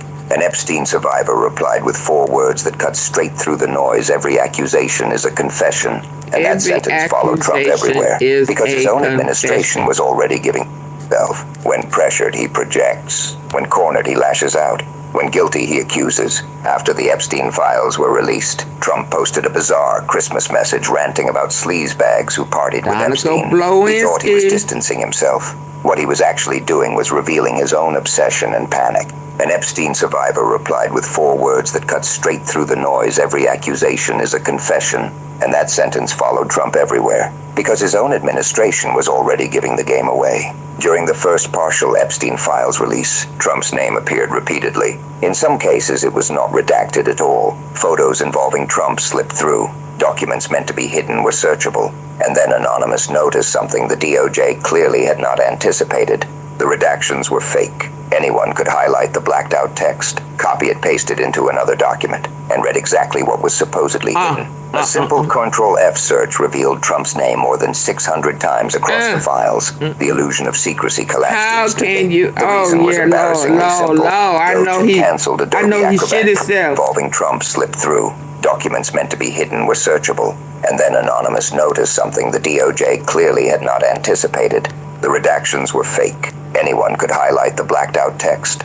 Epstein files release. Trump's name appeared repeatedly. In some cases, it was not redacted at all. Photos involving Trump slipped through. Documents meant to be hidden were searchable. And then anonymous noticed something the DOJ clearly had not anticipated. The redactions were fake. Anyone could highlight the blacked out text, copy it, paste it into another document, and read exactly what was supposedly hidden. A simple Ctrl-F search revealed Trump's name more than 600 times across the files. The illusion of secrecy collapsed instantly. The reason was embarrassingly simple. Doge had canceled Adobe Acrobat Pro subscriptions across the federal government. Real redaction requires professional tools. Without them, black boxes are nothing more than colored overlays sitting on top of readable text. In other words, Elon Musk's cost-cutting stunt turned the DOJ's cover-up into a farce. People laughed. People mocked it. But beneath the jokes was something far more serious. The federal government had exposed itself not just as corrupt, but as incompetent. A system designed to protect powerful men from accountability had been undone by a canceled software license. Donald Trump did not just lose control of the story. He lost control of the machinery that hides stories. And that is when the panic escalated. As public attention locked onto the accidental exposure, the DOJ made another move that raised even more alarms. 2 files briefly appeared on the DOJ website, then vanished. One was a letter attributed to Epstein claiming he intended to take his own life, and containing a shocking allegation against Trump. The DOJ later claimed the letter was fake, yet it remains part of the record. The second was an AI-generated video, originally circulated years earlier, depicting Epstein in his prison cell before his death. Both files revolved around the same theme, reinforcing the idea that Epstein killed himself. Ask yourself why that narrative keeps being pushed. Why release those files at all? Why delete them after? Why draw attention to them if the goal is closure? If you genuinely want people to stop asking questions, you do not spotlight the very elements that raise them. The Streisand effect is not theoretical. When you attempt to suppress information, you amplify it. For years, people have asked legitimate questions about Epstein's death, the missing minute of surveillance footage, the malfunctioning cameras, the guards who fell asleep, the timing, the context. These questions never went away. They were simply drowned out by fatigue and distraction. Now they are back, and the Department of Justice's behavior is feeding them. This administration appears desperate to steer public attention away from what happened in that jail cell, not by offering transparency, but by insisting that questioning the official story is irrational. That is not how trust is earned. Trust is earned through evidence, not demands. Jeffrey Epstein's own brother warned about a mass redaction plan. He said powerful figures were being protected. He raised concerns about Trump's administration and about connections involving then Attorney General Bill Barr. At the time, those warnings were dismissed. Today, they look disturbingly accurate. What we are witnessing is not a conspiracy theory unraveling. It is an institutional failure being exposed piece by piece. Lawmakers who wrote the Epstein disclosure law have openly stated that the DOJ is violating it. The law explicitly forbids redacting names to protect reputations, yet survivors' names were released, sometimes in horrifying ways, while alleged abusers remain hidden behind black boxes. One survivor publicly asked why her FBI interview memo was not released, even though her name was. There was no explanation, no accountability, just silence and scrambling. This is not neutrality. This is favoritism, and the backlash is not limited to Trump's critics. Even many of his own supporters expected a controlled, strategic release that could be spun, defended, and buried. Instead, they got chaos. They got redactions that could be undone with a keyboard shortcut. They got proof that the government could not even execute a cover-up competently. Donald Trump feels this pressure. You can hear it in his posts. You can see it in his erratic tone. He is not managing a crisis. He is reacting to one moment by moment, post by post, confession by confession. Trump is not collapsing because of a single document or a single leak. He is collapsing because the system that protected him is breaking down under its own weight. And at the center of it all is a truth that refuses to stay buried. Jeffrey Epstein did not operate alone. He never did. His crimes were enabled by networks of power, money, and silence. The files tell that story. The missing memos tell that story. The redactions tell that story. This is not about vengeance. It is about accountability. It is about asking why the Department of Justice seems more concerned with shielding wealthy men than honoring the law. It is about asking why survivors are treated as expendable while reputations are treated as sacred. And it is about recognizing that sometimes the truth does not come out because someone does the right thing. Sometimes it comes out because arrogance makes mistakes. Elon Musk did not need to leak a single file. He removed the locks. Donald Trump did the rest to himself. This is what collapse looks like in the modern age. Not one dramatic moment, but a cascade of small failures stacking on top of each other until denial becomes impossible. And this is why we keep watching. Because the Epstein files are not just about the past. They are about what the government is willing to hide today. They are about whose lives matter, whose pain is acknowledged, and whose power is protected. We are anonymous.